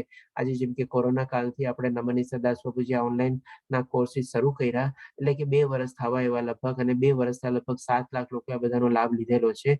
અને જેટલા લોકો આમાં જોડાય એ બધા લોકોને પણ આપણે કૃષ્ણા કોન્શિયસનેસ મુવમેન્ટ ફેલાવવાના આપણને ફાયદા બી મળી શકે છે અને એ પ્રમાણે એક આપણે સહભાગી થઈ શકીએ છીએ આપણે વિશ્વમાં શાંતિ લાવવા માટે. આ અત્યારે બહુ મોટી ચીજ છે આપણે પહેલા ક્લાસમાં કહેવા માટે, પણ ડેફિનેટલી આપણે થોડી ઘણી આને ડિટેલમાં બી આપણે વર્ણવશું. આપણે હવે આપણે જોઈએ કે હવે આપણે ભગવદ્ ગીતાના આપણે સૌથી પહેલા જોયું કે આપણે ક્યાં ઇમ્પોર્ટન્ટ ટોપિક છે, ભગવદ્ ગીતાનો અર્થ જાણ્યો, પછી આપણે ક્યાં ઇમ્પોર્ટન્ટ ટોપિક જાણશું એ જાણ્યું, પછી આપણે એનું ઇમ્પોર્ટન્સ અથવા સિગ્નિફિકન્સ મહાત્મ જાણ્યું, એટલે કે આપણને શું ફાયદા થઈ શકે છે એ જાણ્યું આપણે. હવે આપણે ભગવદ્ ગીતાનું ઉદ્ગમ સ્થાન ઉપર જઈએ આપણે, એટલે કે ભગવદ્ ગીતા જ્યાંથી ઉદ્ભવી હતી, એટલે કે ભગવદ્ ગીતા જ્યાંથી જન્મી હતી એ સ્થાન ઉપર આપણે જઈએ અત્યારે. તો જ્યારે 21મા અને 22મા શ્લોકમાં અર્જુન ભગવાન શ્રી કૃષ્ણને કહે છે, અર્જુને કહ્યું, હે અચ્યુત, કૃપા કરી મારા રથને બંને સૈન્યોની વચમાં મધ્યમાં ઉભો રાખો, જેથી અહીં ઉપસ્થિત યુદ્ધ કરવાની ઈચ્છા વાળાઓને, યુદ્ધ માટે સજ્જ યોદ્ધાઓને અને જેમની સાથે મારે લડવાનું છે એમને હું જોઈ શકું. એટલે કે આવી રીતે અર્જુન ભગવાન શ્રી કૃષ્ણને 21મા અને 22મા શ્લોકમાં કહે છે કે મારો જે આપણે રથ છે એને તમે યુદ્ધ ભૂમિની, કુરુક્ષેત્રની યુદ્ધ ભૂમિની બંને સેનાઓની વચ્ચે, કૌરવ સેના અને પાંડવ સેનાની વચ્ચે મધ્યમાં જઈને ઉભો રાખો, જેથી કરીને હું જોઈ શકું કે ભાઈ મારી સામે કોણ લડવા આવ્યું અને મારે કોની સામે લડવું છે. હવે આના રીતે આપણે છે ને દ્રષ્ટાંત લઈ લઈએ આપણે. જેમ કે માની લો કોઈ જગ્યાએ બહુ મોટું પૂર આવ્યું હોય અથવા ભૂકંપ આવ્યો હોય અથવા તો એવી કોઈ અતિવૃષ્ટિ થઈ હોય, ત્યારે નોર્મલી શું હોય, આપણે પોલિટિશિયન ને બધા લોકો શું કરે, બધું થઈ ગયું હોય, બધું પતી ગયું હોય ને પછી જાય અને પણ શેમાં જાય તો કે ભાઈ હેલિકોપ્ટર રાઈડ મારે અને હેલિકોપ્ટરમાં જઈને આખી જે જગ્યા હોય એનું નિરીક્ષણ કરે. એટલે કે એને આપણે કહેવાય બર્ડ્સ આઈ વ્યૂ તરીકે, એટલે કે ઉપરથી રહીને આખી પરિસ્થિતિનું એ લોકો અવલોકન ને બધું કરે. તો એવી રીતે આપણે અર્જુન પણ છે ને અહીંયા યુદ્ધની વચ્ચોવચ્ચ જઈને અને બંને સેનાઓને જોવા માંગતો હતો કે ભાઈ કોણ મારી સાથે લડવા આવ્યું છે ને મારે કોની સાથે લડવું છે. એવી રીતે આ રીતે ભગવાન શ્રી કૃષ્ણને અર્જુન કહે છે અને એ રીતે અર્જુન પછી જ્યારે અર્જુનનો રથ આપણે ભગવાન શ્રી કૃષ્ણ જ્યારે મધ્યસ્થમાં લઈ જાય છે અને ત્યાર પછી આપણે ભગવદ્ ગીતાનું આપણે ઉદ્ગમ સ્થાન થાય છે, એટલે કે જ્યાંથી આપણે ભગવદ્ ગીતા આપણે ઉદ્ભવી છે એ સ્થાન સુધી આપણે પહોંચી ગયા. આપણે હવે આપણે જોઈએ આજે મેઇન અધ્યાય છે આપણે પહેલો અધ્યાય જેનું નામ છે આપણે અર્જુન વિષાદ યોગ. હવે એના તરફ આપણે આગળ વધશું. અત્યાર સુધીનો આપણે કહી શકીએ કે આપણે કોઈ પણ બુક ખોલીએ તો સ્ટાર્ટિંગમાં શું આવે? ભૂમિકા આવે, પ્રસ્તાવના આવે, એ બધું આવે કે ન આવે? અને પછીથી આપણે મેઇન ચેપ્ટર ને બધું શરૂ થાય. તો એ જ રીતે અત્યારે સ્ટાર્ટિંગમાં પેલા આપણે ભૂમિકા લીધી, પ્રસ્તાવના લીધી, બધું લીધું, ઇમ્પોર્ટન્સ એ બધું જાણ્યું. અને હવે આપણે જે મેઇન અધ્યાય છે એ તરફ આપણે આગળ વધીએ. તો હવે આ આખો અધ્યાય જે છે ને આપણે આ એક પિક્ચરમાં છે ને આપણે સમરાઇઝ કરી શકીએ કે ભાઈ ત્યારે છે ને યુદ્ધ ભૂમિના વચ્ચોવચ પહોંચીને 3 જણા એ લોકો આખે યુદ્ધ ભૂમિને જોતા હોય છે. એક તો શું છે, અહીંયા પેલા ધૃતરાષ્ટ્ર હોય છે. ધૃતરાષ્ટ્ર શું છે કે ભાઈ આપણે સંજયને દિવ્ય દ્રષ્ટિ મળેલી હોય છે, એટલે એ દિવ્ય દ્રષ્ટિના પ્રતાપ રૂપે ધૃતરાષ્ટ્રને એમના રાજાને સંભળાવે છે, પોતે જોવે છે, પોતે સાંભળે છે, પોતે અનુભવે છે, અને એ રીતે પોતે પોતાના મહારાજ ધૃતરાષ્ટ્રને સમજાવે છે આપણે. અને બીજું હતો અર્જુન આપણે, અને ત્રીજું હતો આપણે દુર્યોધન. હવે આ ત્રણેયની પ્રક્રિયાને આપણે સમજી લઈએ ને તો થોડું ઘણું આપણે છે ને આપણે આખું ચેપ્ટર છે ને કવર કરી લીધેલું કહેવાય. હવે ત્રણેયની પ્રક્રિયા છે ને આપણે વન બાય વન લેશું. આપણે સૌ પ્રથમ આપણે ધૃતરાષ્ટ્રને લેશું, પછી આપણે દુર્યોધનને લેશું, અને પછી આપણે અંતમાં આપણે અર્જુનને લેશું. તો આપણે સૌ પ્રથમ આપણે દુર્યોધનથી શરૂઆત કરીએ. ધૃતરાષ્ટ્રથી શરૂઆત કરીએ આપણે. તો આ જે છે ને પહેલો શ્લોક છે આપણે, અને શ્રીમદ ભગવદ્ ગીતાના 700 શ્લોકમાંથી એકમાત્ર શ્લોક, અને એ પણ પહેલો શ્લોક છે ને ધૃતરાષ્ટ્ર બોલે છે. બાકી આખા ભગવદ્ ગીતામાં ધૃતરાષ્ટ્ર તરફથી કોઈ શ્લોક છે નહીં આપણે, એટલે આને આપણે ઓપનિંગ શ્લોક તરીકે બી કહી શકીએ. અને એ શ્લોક છે આપણે કે ધૃતરાષ્ટ્ર ઉવાચ ધર્મક્ષેત્રે કુરુક્ષેત્રે સમવેતાયુયસ્વ મામકા પાંડવશ્ચૈવ કિમ કુર્વત સંજય. એટલે કે ધૃતરાષ્ટ્ર ત્યારે સંજયને પૂછે છે. એટલે ધૃતરાષ્ટ્ર ઉવાચ એટલે કે શું? ધૃતરાષ્ટ્ર સંબોધે છે. કોને સંબોધે છે? તો કે સંજયને સંબોધે છે. શું કે છે કે ધર્મક્ષેત્ર. શું કામ ધર્મક્ષેત્રે? તો કે ભાઈ ધર્મ અને અધર્મ વચ્ચે યુદ્ધ થવાનું હતું, એટલે એને ધર્મક્ષેત્ર તરીકે વર્ણવે છે. અને એ કુરુક્ષેત્રનું મેદાન એક પવિત્ર સ્થળ બી હતું, એ રીતે પણ આપણે ધર્મક્ષેત્ર લઈ શકીએ. અને કુરુક્ષેત્ર એટલે કે જગ્યાનું નામ છે, જે આજની તારીખમાં બી આપણે ભારતમાં કુરુક્ષેત્ર કરીને પ્રખ્યાત છે. સમવેતા એટલે કે શું? ભેગા થયેલા. યુયુત્સવ એટલે કે શું? શેના માટે ભેગા થયેલા? તો કે ભાઈ લડવા માટે, યુદ્ધ કરવા માટે, ફાઇટિંગ કરવા માટે ભેગા થયેલા. પછી હવે કોણ ભેગા થયેલા? તો કે ભાઈ મામકા. મામકા એટલે કોણ? તો કે મારા. અને પાંડવશ્ચૈવ. પાંડવશ્ચૈવ એટલે કોણ? તો કે ભાઈ પાંડુના પુત્ર એટલે કે પાંડવશ્ચૈવ. અને કિમ કુર્વત એટલે કે શું કરી રહ્યા છે? ખબર છે ઓલરેડી કે ત્યાં એ લોકો ભેગા થયેલા છે યુદ્ધ લડવા માટે, તેમ છતાં પણ એ પૂછે છે કે શું કરે છે એ લોકો ત્યાં, અને એ રીતે સંજયને સંબોધે છે. આ રીતે ધૃતરાષ્ટ્ર પૂછે છે સંજયને. હવે થોડું ઘણું આપણે સંજયનો બી બેકગ્રાઉન્ડ સમજી લઈએ. સંજય છે ને આપણે ધૃતરાષ્ટ્રના આપણે સારથી હતા, અને જ્યારે યુદ્ધ થવાનું નિશ્ચિત થઈ જાય છે ત્યારે વ્યાસ મુનિ આવે છે. અને ધૃતરાષ્ટ્ર તો આપણે ડેફિનેટલી યુદ્ધ ભૂમિમાં ન જઈ શકે, પોતે આંધળાની હતા, એ રીતે તો એને જોવાની ઈચ્છા થાય છે, કુતૂહલતા થાય છે. એટલે વ્યાસ મુનિના કૃપાથી એમને સંજયને આપણે દિવ્ય દ્રષ્ટિ પ્રદાન કરે છે. અને એ દિવ્ય દ્રષ્ટિના પ્રદાન રૂપે, ફળ સ્વરૂપે એ અહીંયા એટલે કે હસ્તિનાપુરમાં બેઠા બેઠા કુરુક્ષેત્રમાં જે યુદ્ધ લડાઈ રહ્યું હતું એને એ ત્યાંથી જોઈ શકે છે. એટલે કે આપણે બીજા શબ્દોમાં કહી શકીએ, જેમ આજની તારીખમાં લાઈવ ટેલિકાસ્ટ થતું હોય ને, માની લો કોઈ ક્રિકેટ મેચ કોઈ બીજી જગ્યાએ રમાતી હોય, માની લો આપણે કે દુબઈમાં કે એમાં ક્રિકેટ મેચ રમાય છે, અને આપણે ભારતમાં બેઠા બેઠા કેવી રીતે જોતા હોઈએ, ત્યાંથી લાઈવ ટેલિકાસ્ટ થતું હોય એવી રીતે. તો એ જ રીતે હસ્તિનાપુરમાં બેઠા બેઠા આપણે સંજય પોતાની દૂરદ્રષ્ટિથી આપણે યુદ્ધ ભૂમિ ઉપર શું થઈ રહ્યું છે એ જોવે છે, ત્યાં શું બધું સંવાદ થાય છે એ બી સાંભળી શકે છે, અને સાથે સાથે એ બધી ચીજને અનુભવી બી શકે છે. અનુભવી એટલા માટે કહું છું કે આમાં 2-3 શ્લોક આપણે એમાં એવા આવશે કે જે સાઉન્ડ ને બધાની કેવી ફિલિંગ થાય છે સામેના માણસના વ્યક્તિ ઉપર, એ પણ છે ને સંજય વર્ણવે છે ધૃતરાષ્ટ્રને. અને 11મા અધ્યાયમાં જેમ આપણે વિશ્વરૂપ દર્શન જોશું એમાં પણ સંજય બધું વર્ણવે છે. તો એ અનુભવ થતો હોય ત્યારે જ વર્ણવી શકતો હોય ને, એટલા માટે કહું છું કે ભાઈ સાંભળે છે, જોવે છે, અને અનુભવ પોતાનો વ્યક્ત કરે છે ધૃતરાષ્ટ્ર મહારાજને. તો આ રીતે આપણે આનો બેકગ્રાઉન્ડ થયો. હવે આ એક શ્લોક જે છે ને, જે એકમાત્ર ધૃતરાષ્ટ્ર બોલે છે, એ પણ છે ને બહુ આપણે ઊંડો શ્લોક છે. આ શ્લોકને જો આપણે ડિટેલમાં સમજીએ ને તો આપણને છે ને સમજાઈ જાય કે આખા મહાભારતનું કારણ સ્વરૂપ છે ને એક આપણે ધૃતરાષ્ટ્ર જ હતા. આપણે દુર્યોધન તો છે ને ખાલી આપણે પડદાની આગળ જેમ બધા પાત્રો લોકો કેમ હોય, બધા નાટક ભજવતા હોય આપણે, પણ જે પડદાની પાછળ જે નૈપેથ્ય પાત્ર ને બધા જે હોય ને એ લોકોનું વધારે ક્યારેક ઇમ્પોર્ટન્સ હોય. તો આપણે સમજી શકીએ છીએ આખું જે મહાભારત થયું ને આપણે, એમાં આપણે ધૃતરાષ્ટ્રને એકમાત્ર આપણે દોષિત તરીકે બી આપણે ઠરાવી શકીએ, અથવા તો મુખ્યત્વે માત્રામાં આપણે એને દોષિત તરીકે ઠરાવી શકીએ. હવે એ આ પૂછશો કે કેવી રીતે, તો ચાલો એ બી આપણે સમજીએ. તો આની પછીની જે સ્લાઇડ આવશે એ આપણને સમજાવશે કે ભાઈ ધૃતરાષ્ટ્રે કર્યું શું.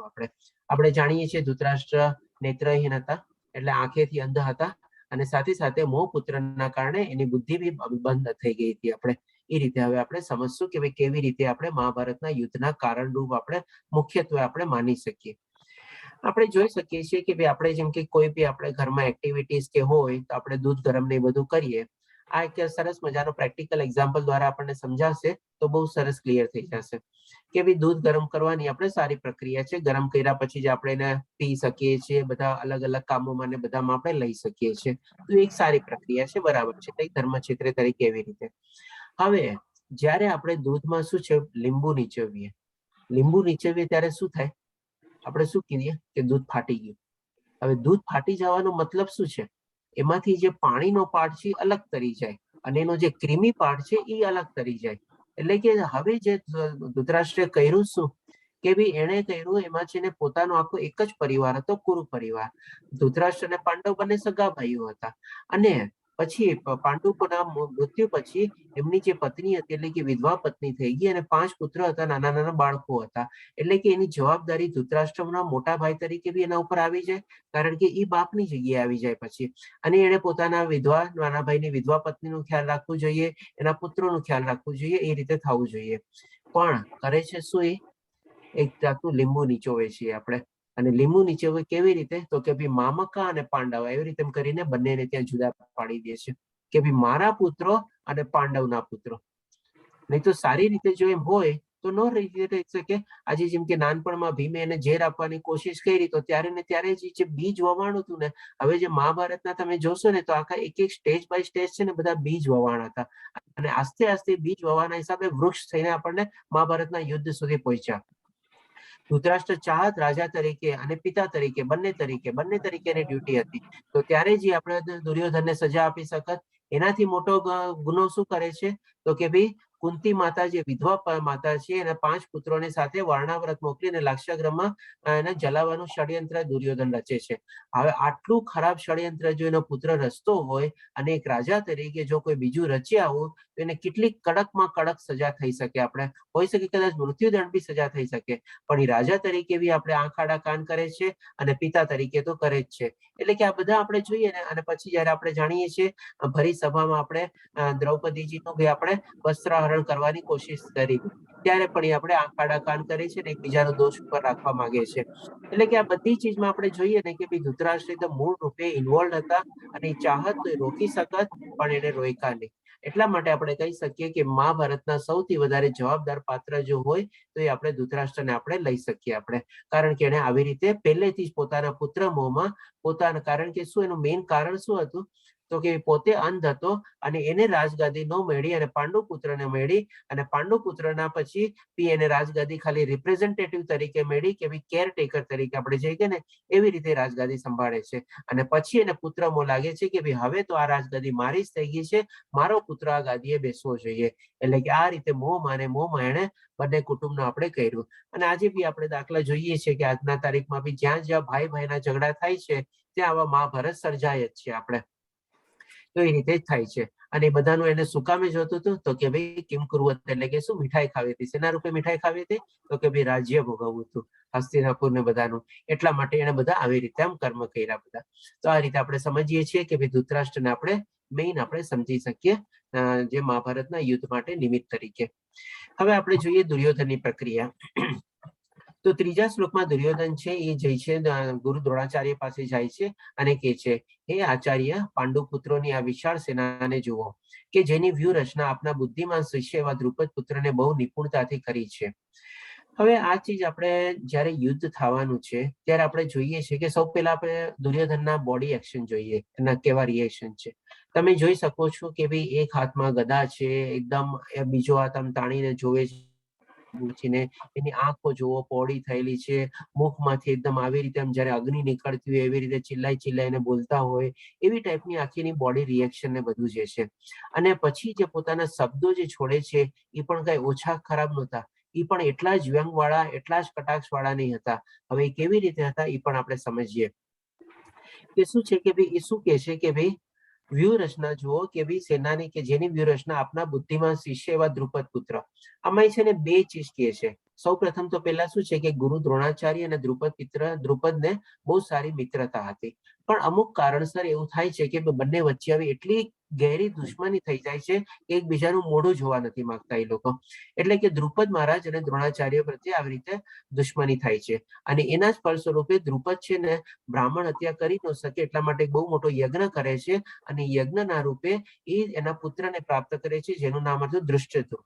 અને એ દૃષ્ટદ્યુમ્ન અત્યારે પાંડવ સેનાનો સેનાપતિ બન્યો હતો. અને એ દૃષ્ટદ્યુમ્ન પ્રાપ્ત કરે છે કે જેથી કરીને એ ગુરુ દ્રોણાચાર્યની હત્યા કરે અને એને બ્રાહ્મણ હત્યાનું પાપ ન લાગે. અને એવી રીતે એને દૃષ્ટદ્યુમ્ન પુત્ર પ્રાપ્ત થાય છે. અને એ યજ્ઞના એડિશનલ ફળ સ્વરૂપે દ્રૌપદી પણ પુત્રી તરીકે પ્રાપ્ત થાય છે. એટલે કે શું છે, આ ટાઈમને ત્યારે ગુરુને નમન કરીને, એના પ્રણામ કરીને, એના આશીર્વાદ લેવાની બદલે એને વ્યંગના બાણ ચલાવે છે. શું કે ભાઈ એને ગુરુ દ્રોણાચાર્યને પોતાની દુશ્મની એટલે એની દુશ્મની દ્રુપદ સાથે હતી ને, એટલે એવી રીતે કનેક્શન બાંધીને કહે છે કે દ્રુપદ પુત્ર, એટલે કે જો તમારા દુશ્મનનો પુત્ર જે છે એ અત્યારે તમારી સામે જે સેના ઉભી છે એનો સેનાપતિ છે. અને હજી બીજું કયો વ્યંગનું બાણ ચલાવે છે કે દ્રુપદ પુત્રે નિપુણતાથી, અને એ પણ શું આપના શિષ્ય. હવે જયારે દ્રુપદની જે દૃષ્ટદ્યુમ્ન પુત્ર થયો હતો એ પણ ગુરુ દ્રોણાચાર્ય પાસે શિક્ષા લેવા આવે છે. અને બ્રાહ્મણ તરીકે એનો સ્વધર્મ હતો કે મારી પાસે જે કોઈ આવે ને મારે શિક્ષા આપવાની. એટલે એ પોતે જાણતા હતા બધું આવી રીતે થવાનું છે, તેમ છતાં બી એને દ્રુપદ પુત્ર કે દૃષ્ટદ્યુમ્નને શિક્ષા આપે છે. અને એ જ કહે છે કે તમારા બુદ્ધિમાન શિષ્ય, એટલે કે આ બીજું વ્યંગનું બાણ એને ચડાવ્યું. એક તો પેલા એને દુશ્મની યાદ દેવડાવી દ્રુપદની સાથે, અને પછી કીધું કે જો તમે કેવી મૂર્ખામી કરી, તમારો શિષ્ય જ આજે તમારી સામેની સેનાનો સેનાપતિને ઉભો છે. તો આવા બધા વ્યંગના બાણ ચલાવવાની જરૂર હોય ત્યારે. પણ જેને કહે ને કે આપણે દ્રૌપદીએ જે પ્રમાણે કીધું ને કે અંધે કા પુત્ર અંધા, તો જેમ ધૃતરાષ્ટ્રની બુદ્ધિ અંધ થઈ ગઈ હતી પુત્રના મોહમાં, એમાં આવી રીતે આનો પણ આપણે અંધ જ થઈ ગયો હતો. એની પણ બુદ્ધિ આપણે ભલે આંખો હતી પણ એ આપણે બુદ્ધિથી આપણે અંધ જ હતો એવી રીતે. હવે હજી આપણે ક્લોઝમાં જોઈ લઈએ. આની તમે આંખો જોઈ શકો છો, મોઢાનું રિએક્શન જોઈ શકો છો કેવી રીતે છે બધું. તો આ બધું એક આપણે કેવું ક્રૂરતા વર્ણવે છે.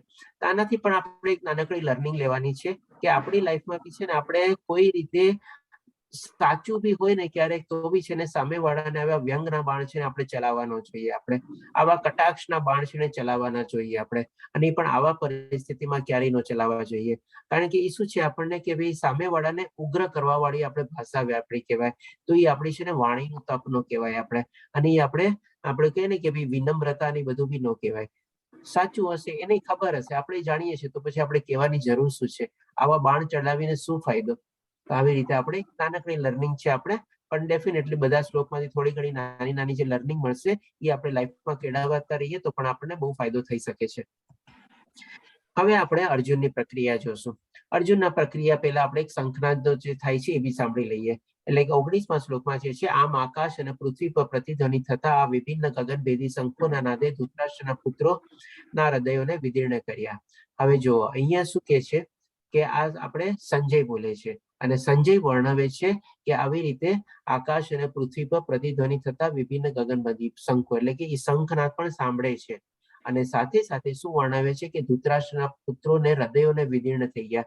એટલે કે એ લોકોના ત્યારે કેવી ફિલિંગ્સ હશે ધૃતરાષ્ટ્ર પુત્રોની, એ પણ એ સંજય અનુભવી શકે છે. એટલા માટે જ કીધું કે જોવે છે, સાંભળે છે અને અનુભવે છે. આજે જેમ કે આપણે એક એક્ઝામ્પલ લઈએ, કોઈક માની લો ક્રિકેટ મેચ ચાલતી હોય અને કોઈ બોલર બહુ ફાસ્ટેસ્ટ બોલ નાખે, તો આજકાલ બધા મશીન આવી ગયા છે, કહી દે કે ભાઈ આ બહુ ફાસ્ટેસ્ટ બોલ હતો, એની સ્પીડ આટલી હતી. પણ ક્યાંય તમે એવી કોમેન્ટ્રી સાંભળી છે કે ભાઈ આટલો ફાસ્ટ બોલ નાખ્યો અને બોલર બેટ્સમેનના આપણે બેટ ધ્રુજવા માંડ્યું કે એનો આ પગ ધ્રુજવા માંડ્યા, એવું કે તમને નહીં સાંભળવા મળ્યું હશે. ત્યારે અહીંયા તો શું છે, જે શંખનાદ બધા જે થાય છે એનાથી જે સાઉન્ડ આપણે ક્રિએટ થાય છે એ હૃદય આપણે કૌરવોના હૃદયોને પણ વિદીર્ણ, એટલે કે આર પાર થઈને એટલા જ ગર્જનાક આપણે સાઉન્ડ થાય છે.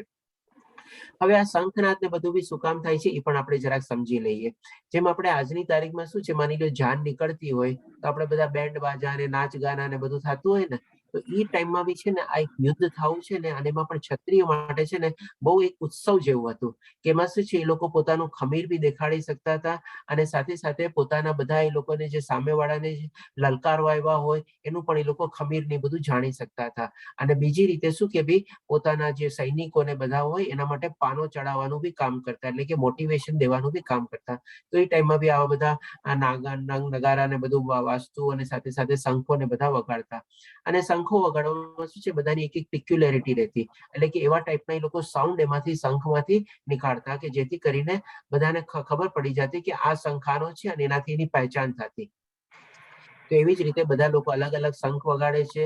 સૌપ્રથમ ભગવાન શ્રી કૃષ્ણ પોતાનો પંચજન્ય શંખ વગાડે છે, અર્જુન એનો દેવદન શંખ વગાડે છે, યુધિષ્ઠિર મહારાજ અનંત વિજય નામનો શંખ વગાડે છે, ભીમ પૌંડર નામનો શંખ વગાડે છે, અને નકુલ અને સહદેવ મણિપુષ્પક અને સુઘોષા નામનો શંખ વગાડે છે. અને આવી રીતે બધા શંખો વગાડે છે. અને એની પહેલા આપણે ભીષ્મ પિતામહ બી એક શંખ વગાડે છે જે સિંહની ગર્જના વાળો હોય છે, જે આપણે દુર્યોધનને થોડી સાંત્વનાની આપે છે. પણ શું છે, જેમ આપણે માની લો જંગલમાં હોઈએ આપણે, તો જંગલમાં આપણે જયારે સિંહનો આપણે ક્યાંય બી આપણે અવાજ સાંભળીએ ત્યારે શું બધા આપણે નાસભાગ કરવા લાગીએ ને. એટલે ઘણી વાર શું છે ખાલી આપણને અવાજનો આભાસ કેવું કઈ થતું હોય એટલે કે એ રીતે આપણે ચોકનિયાની રીતે થઈ જઈએ, પણ બાકી શું એ રીતે કઈ થાય નહીં. તો કેમ સંજય એમ નથી કેતો કે સિંહની ગર્જના વાળો બી ઓલું કર્યું તો પણ કઈ અસર નહોતી પાંડવોના ઓલા યુદ્ધ ભૂમિમાં કે એ લોકોની સેનામાં. પણ અહીંયા કેમ કે છે સંજય કે ભાઈ જયારે આ લોકોએ 5 જણાએ શંખ વગાડ્યો અને પ્લસ ઉપરાંત ભગવાન શ્રી કૃષ્ણ જે શંખ વગાડ્યો એ આપણે શું છે કૌરવોના હૃદયોને વિદીર્ણ કરી ગયા.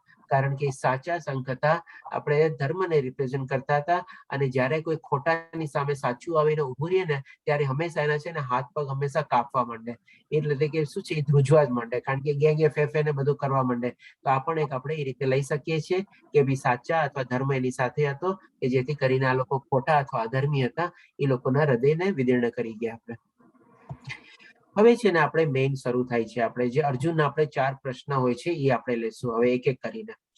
તો આમાં સૌ પ્રથમ પેલા 28મા શ્લોકમાં અર્જુન કહે છે, અર્જુને કહ્યું, હે કૃષ્ણ, મારા પોતાના સગા સંબંધીઓને અહીં યુદ્ધ માટે તૈયાર થયેલા અને એકબીજાને મારવાના ઈરાદાથી જોઈ મારા અંગો કંપી રહ્યા છે અને મારું મોં સુકાઈ રહ્યું છે. એટલે કે આ બધું અર્જુનને કેવી રીતે થાય છે? આપણે 3 દ્રષ્ટિકોણ હવે પાછા એકવાર જરા પેલા જોતા જઈએ. સૌ પ્રથમ આપણે જોયું ધૃતરાષ્ટ્રને. ધૃતરાષ્ટ્ર કેવો સ્ટ્રેસ, ટેન્શન, ડિપ્રેશનમાં હતો. એને પૂછે છે શું થઈ રહ્યું છે સંજય ત્યાં યુદ્ધ ભૂમિ ઉપર, મને તું જણાવ. એટલે કે એવી એની પ્રતિક્રિયા હતી, એ જાણવા માંગતો હતો. અંદરથી પોતે બી ભયભીત હતો, કારણ કે શું છે ભયભીત હોય એ જ રીતે આવા ટાઈપના બધા સવાલ કરે. અને આ બાજુ આપણે દુર્યોધનની બી પ્રક્રિયા જોઈ કે એ પણ કેવો આપણે એક્સાઇટેડ અને ઓલો હતો, પણ નેગેટિવલી એક્સાઇટેડ હતો, અથવા તો આપણે કહી શકીએ કે તમોગુણી માણસ હતો. અને એ રીતે આવા બધા વ્યંગના બાણ છોડે છે, ઇન્સ્ટેડ કે ભાઈ એના ગુરુને નમન કરી પ્રણામ કરી અને આશીર્વાદ લેવાની બદલે આવી રીતે કરે છે. એટલે બધાની કેવી પ્રક્રિયા હતી, એટલે આપણે સમજી શકીએ છીએ કે બધા એ લોકો તમોગુણી ટાઈપના હતા, અસુરી ગુણી વૃત્તિવાળા હતા. હવે એની જગ્યાએ આપણે હવે અર્જુનને લઈએ. આપણે અર્જુન પણ એ પ્રમાણે યુદ્ધ ભૂમિનું નિરીક્ષણ કરે છે, એ પણ તો ત્યાં વચ્ચોવચ હતો. પણ એના મનમાં કેવી લાગણી થાય છે? જેવું આ બધું જોવે છે તરત કેવું થાય છે, અરે મારે મારા સગા સંબંધીઓની સામે યુદ્ધ કરવાનું છે. કારણ કે ક્યાં હેતુથી ત્યાં ભગવાન શ્રી કૃષ્ણને કે છે વચ્ચે લઈ જવાનો, કે જેથી કરીને હું જોઈ શકું કે કોની સામે મારે લડવાનું છે ને મારે સામે કોણ લડવા આવ્યા છે. તો આવી રીતે ત્યાં જઈને જોવે છે, અરે આ તો બધા મારા સગા સંબંધી છે, મારા ભાઈઓ છે, મારા પુત્રો છે, મારા મામાઓ છે, મારા મિત્રો છે, મારા ગુરુજનો છે, મારા પિતાના બધા છે. આવી રીતે બધા પોતાના બધા રિલેટિવ્સ, એટલે આપણે કહે ને કે ભાઈ near and dear one, kith and kin અથવા સગાવાલા, અને આવી જ રીતે બધાને જોવે છે ત્યાં. અને એ બધાને જોઈને એને લાગે છે કે આને બધાને મારે મારવાના છે. અને એ બધાનો એવો જે વિચાર જ આવીને એને શું થાય છે, પોતે કંપી જાય છે. અથવા તો શું છે એનું કે છે કે મારું મોં બી સુકાઈ રહ્યું છે. આ બધા શું છે આપણે કરુણા, દયા, પીટી, કમ્પેશન બધા ટાઈપના લક્ષણ છે આપણે. એટલે કે અહીંયાથી ડરતો નથી, પણ એને શું એના મનમાં કરુણા જાગે છે. અરે આ લોકો બધા મારી સામે આવી રીતે યુદ્ધ લડવા આવ્યા, મારે આ લોકોની સામે યુદ્ધ લડવા, એની સામે મારે શસ્ત્ર ઉઠાવવાના, એને મારે મારવાના. એટલે કે એ ટાઈપની કરુણા અથવા લાગણી એના મનમાં ઉદ્ભવે છે. આપણે તો આપણે પણ જીવનમાં શું છે, આપણે જે બધા જોઈએ કરીએ છીએ બરાબર આપણા મનનો વિસ્તાર છે. જ્યાં સુધી આપણે બધા રિલેટિવ્સ ને બધા આપણે જેમ જેમ નાનાથી મોટા થઈએ છીએ એમ એમ આપણે બધા રિલેટિવ્સ ને આ ને તે બધા આપણા આગળ વધતા જાય છે. ઘણા બધા રિલેશન આપણે ભૂલાઈ બી જાય છે, ઘણા બધા રિલેશન આસ્તે આસ્તે ખતમ બી થતા જાય છે. પણ એક પર્ટિક્યુલર એક સિચ્યુએશનમાં જયારે આપણે ઉભા હોઈએ લાઈફના મોડ ઉપર આપણે, અને ત્યારે આપણને જે દેખાય ત્યારે આપણે સમજીએ છીએ કે આજ બધા મારા સગાવાલા અને આજ બધા મારા મિત્રો છે અને આની સામે મારે આવી રીતે જીવવાનું છે. તો ત્યારે આપણે પણ પોતે એવી કરુણા અથવા લાગણી ભાવનાથી આપણે ખેંચાઈએ છીએ. હવે આપણે જોઈએ હજી બીજા આપણે કે છે 31મા શ્લોકમાં, આ યુદ્ધમાં મારા પોતાના સગા સંબંધીઓને મારવાથી કઈ રીતે સારું થઈ શકે? એક પ્રશ્ન પૂછે છે પોતાની જાતને અને ભગવાન શ્રી કૃષ્ણને કે તે હું જાણતો નથી કે આ બધાને મારીને મને શું ફાયદો થવાનો છે, અને હે પ્રિય કૃષ્ણ, હું તેનાથી કોઈ વિજય, રાજ્ય કે સુખની પણ ઈચ્છા રાખતો નથી. એટલે કે એને લાગે છે કે આપણે માની લો હું જીતી યુદ્ધ લડી બી લઉં, બધાને મારી બી લઉં, મને માની લો સુખ બી મળી ગયું, મને રાજ્ય બી મળી ગયું, અને રાજ્યના હિસાબે જે બધા રાજાના હિસાબે જે બધા સુખ સગવડો મળવાની બી મળી ગયું, પણ એમાંથી મને શું આનંદ મળશે? હવે આના સંદર્ભમાં એક આપણે નાનકડું એક્ઝામ્પલ લઈએ. માની લો કોઈ નાના છોકરાએ બર્થડે પાર્ટી અરેન્જ કરી હોય અને બર્થડે પાર્ટીમાં બધા એના ફ્રેન્ડ્સ એને ઇન્વાઇટ કર્યા હોય, પણ કંઈક સંજોગ વસાત એવું થઈ જાય કે ભાઈ એ ટાઈમમાં એ પર્ટિક્યુલર મોમેન્ટમાં એટલો મુશળધાર વરસાદ આવ્યો કે કંઈક એવો બન્યો કે જેથી કરીને કોઈ આવી ન શક્યા ત્યાં.